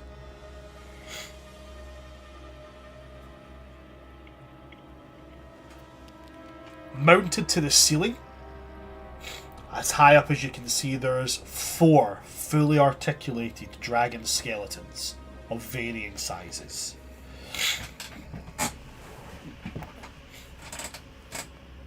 Elion, as you rolled a 7 on that list for the dragon meat that you ate, everything in here has an aura around it. Every single thing.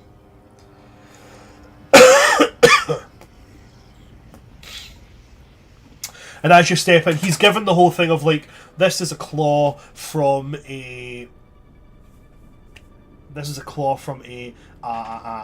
young green dragon that was hunted by my great grandmother. Blah blah blah. He's given that whole thing. The heads of these dragons, and there's all kinds. We are talking gemstone, metallic, chromatic, even some dragons that you don't recognize, that you can't attach them belonging to a particular heritage. And when he gets to the center of it, there is a pedestal with like a bell jar, and he says, and this here is one of my greatest treasures. And he pats the glass dome, and inside it is a hunting horn. The hunting horn is capped with bronze, gold, marbled with silver veins, a dragon's head roaring. And at the back of it is just a mounted silver mouthpiece, and it says, "This is a dragon horn. To blow this would summon any dragon within the vicinity to your position. We only bring it out on exceptionally special hunts. But it's been in my family for generations."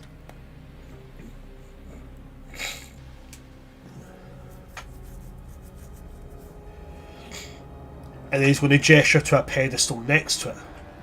And he's going to say, "We use it in conjunction with this."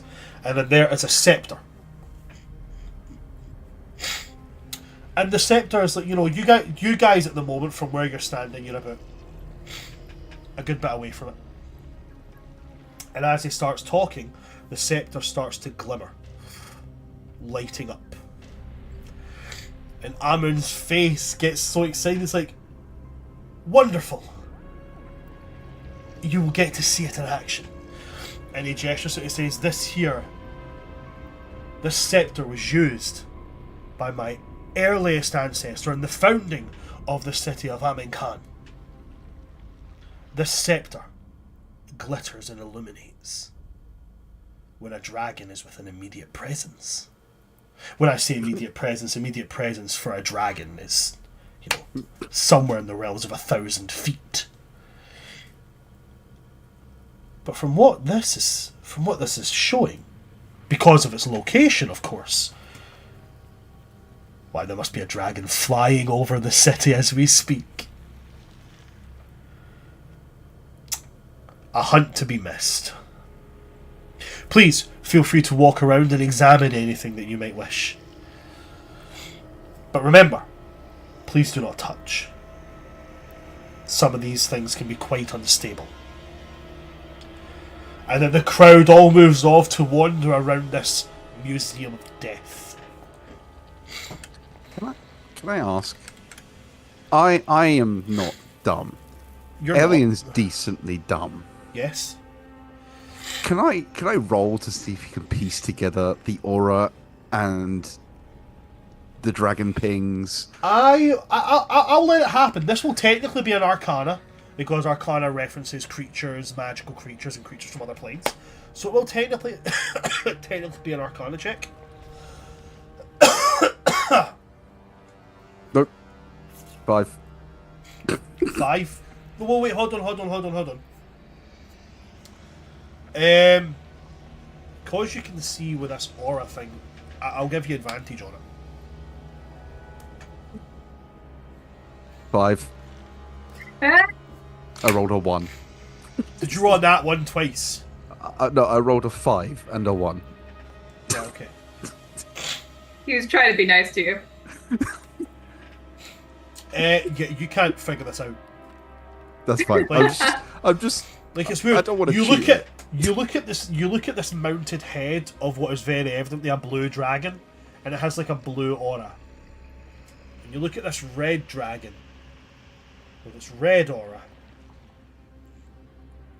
and then you look over at, like, you know, the scales.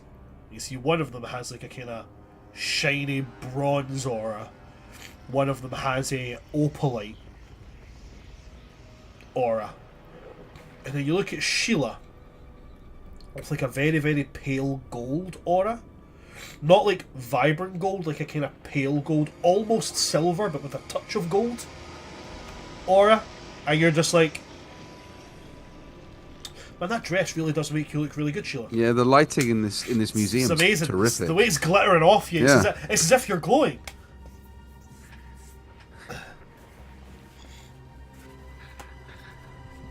Sheila, anything you'd like to do here?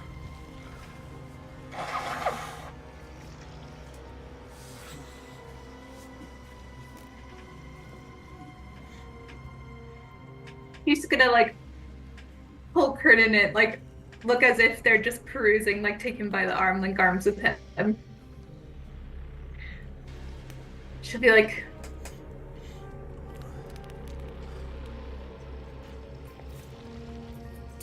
so those tools would actually be really useful to me. Not that, but for, you know, the scales. And if we manage to convince them to give them to us, they also cannot hunt dragons. What is the odds you think we can convince them to give those to us? I think incredibly unlikely. Wedding gifts, though? They seem to be really hospitable. Go with me on this, right? Yes. And as he's going to look at it, he's going to go, do you know, Sheila, I absolutely agree. I think that despite the fact that we have made friends with several of these dragons before, you know, hunting, it could be seen as sportsmanlike almost, you know? Maybe it'd be nice to be involved in a hunt. King Amun is going to come over and be like, did I hear correctly that you'd consider joining a hunt? And Kernan is going to turn and be like, oh, no, I mean, like, I'd like to organise one myself. I don't know if you know this about us, Spring and Ladrin, but we are incredibly good hunters. We are, in fact, well known for our archers and for our specialty in not being seen when we attack. I think it would be interesting to hunt a dragon within our environment. I see that you don't have quite a lot of trees here, whereas where we are from, it's an entire country covered in a green canopy. It'd be quite interesting to hunt through that. Unfortunately, we don't have one of these tools that could allow us to track these dragons, do we, darling? No, it's such a shame. Absolutely. And King Amun is going to think, and then he says, perhaps I could pay a visit to your kingdom, and I could bring along the scepter, and we could engage in a hunt together.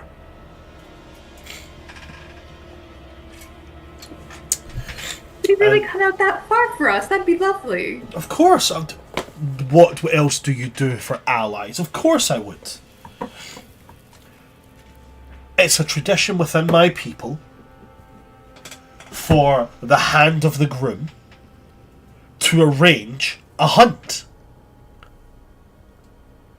So, and I hope I am not overstepping my place, King Kernan, I shall be your hand, you shall be my hand.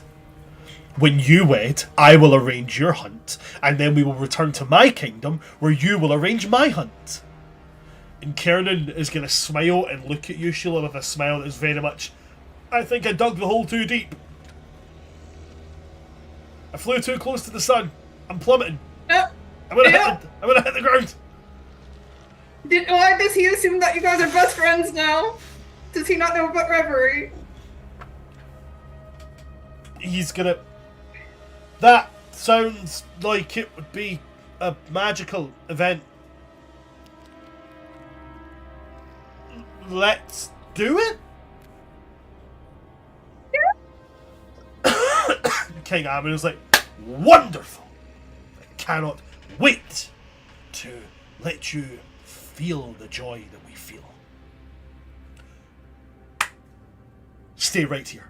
I must bring something for you. And he wanders off to the back of this room.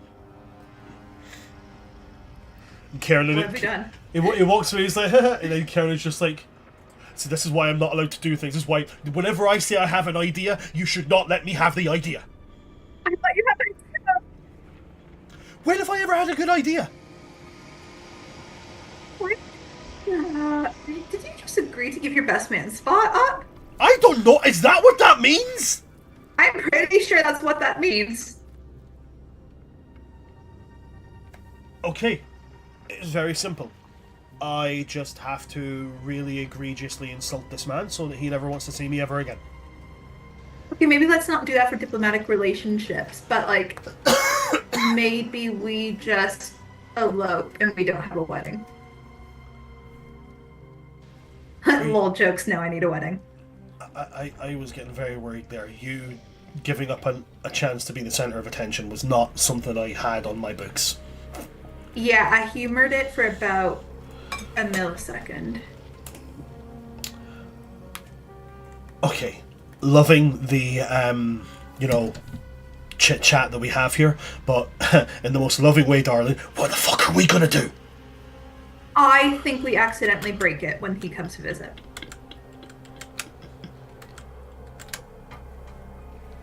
Dragons are dangerous. Things happen. Okay. I'll speak Draconic and tell the dragon what we're trying to do, and like,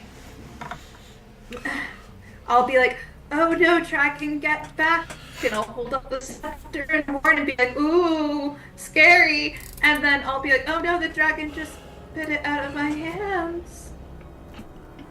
That sounds like a grand idea. We do that. Elion, Okay. you can see this whole thing happening. I'm going to try and get this rounded off as quick as I can. Just give me like 10 minutes, and I promise you, this is long. The plane will land. The plane will land. Elion, you can see what's happening. Is there anything that you're doing inside this room? Could I hear the conversation? I'd say you can probably catch the end of it. You can definitely get the gist they're planning on breaking something while hunting a dragon. I'll tell you what I'm looking for. Do I catch you just gave your best man spot up? I'd say yeah, that did come in kind of towards the end of the conversation. I'd say yeah. I will kind of briskly and gently walk over. Right. I'm not saying I was in a surefire spot, but I would at least like to have been in contention. I have no idea that that's what he just asked me for.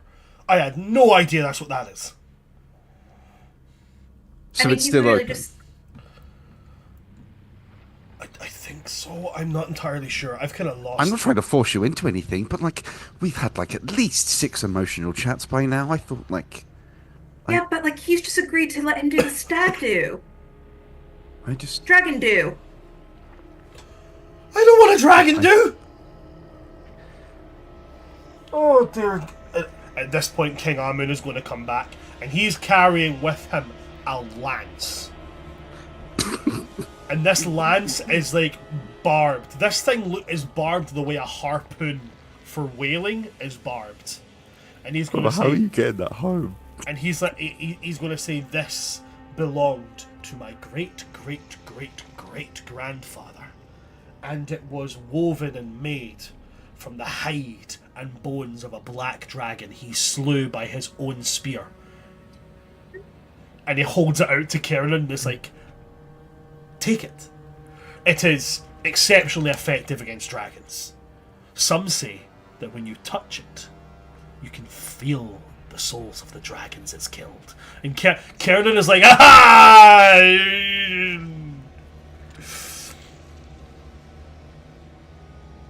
As your personal knight, would you like me to carry it, sire? That sounds like a good idea, that. Yep. We don't want your ensemble being burdened with a rather large lance. Of course, I'd look quite comical. Of course. You touch this, you immediately become uneasy. Really uneasy. Sheila, can I put this in your bag? No, please. Sheila's gonna she's gonna have the bag of holding on as like a purse. Just like, no. Do me a favour here, Sheila. Can you roll me just a d20? Yeah.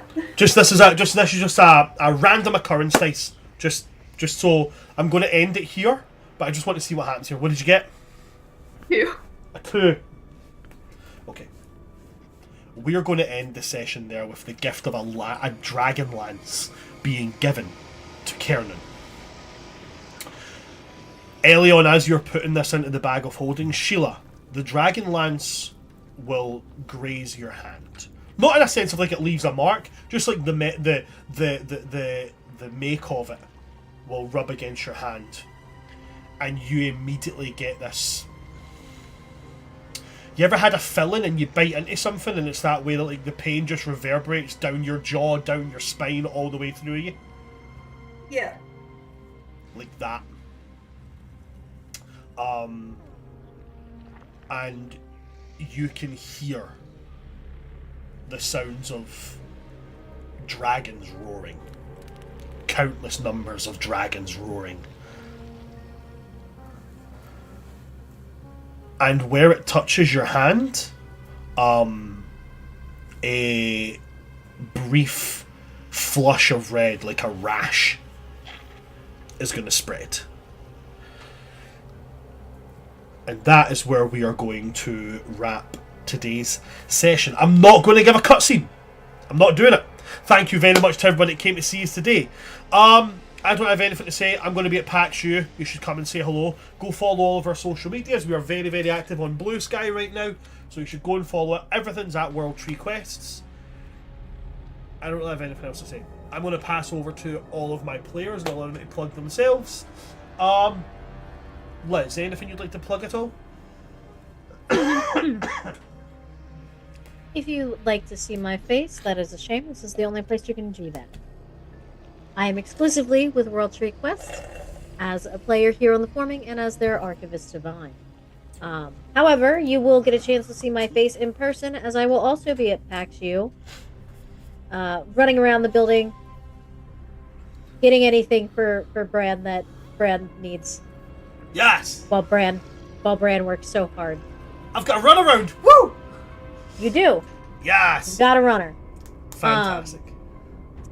Other than that, you can check me out as Patron of Chaos or Patron _of _Chaos on Blue Sky, Twitch. I just did a stream the other day, actually. Instagram, TikTok, all of the social medias. That is me. And don't worry, Sheila, I will fix your hand when I see you. Fantastic, thank you. My boyfriend. Thank you very much for that there. Liz, Harry, what about yourself? Anything you'd like to plug quickly? Nothing at all. I'm just here, only conscious and only alive on this stream for 4 hours-ish. Third wheeling for a royal couple that are apparently way out of my price range. That is absolutely incorrect. I've seen your Facebook profile and I know that you have existed outside of here. We're going to talk about that. Never. Thank you very much, Harry. Khadija, anything that you would like to plug quickly?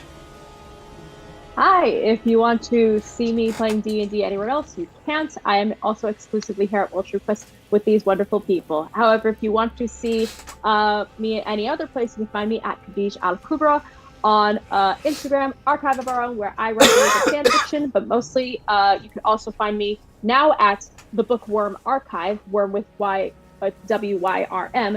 at TikTok, where I'm best known as the Book Dragon. If you like wholesome tavern core fantasy vibes, as well as really good book recommendations shoved down your throat, I'm the gal you go to.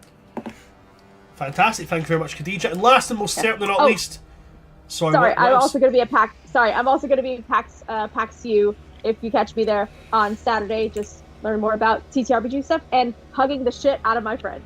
So yeah, Hells yeah. come through. Thank you very much. Moving on to last and most certainly not least, Ash. Anything else you'd like to plug very quickly?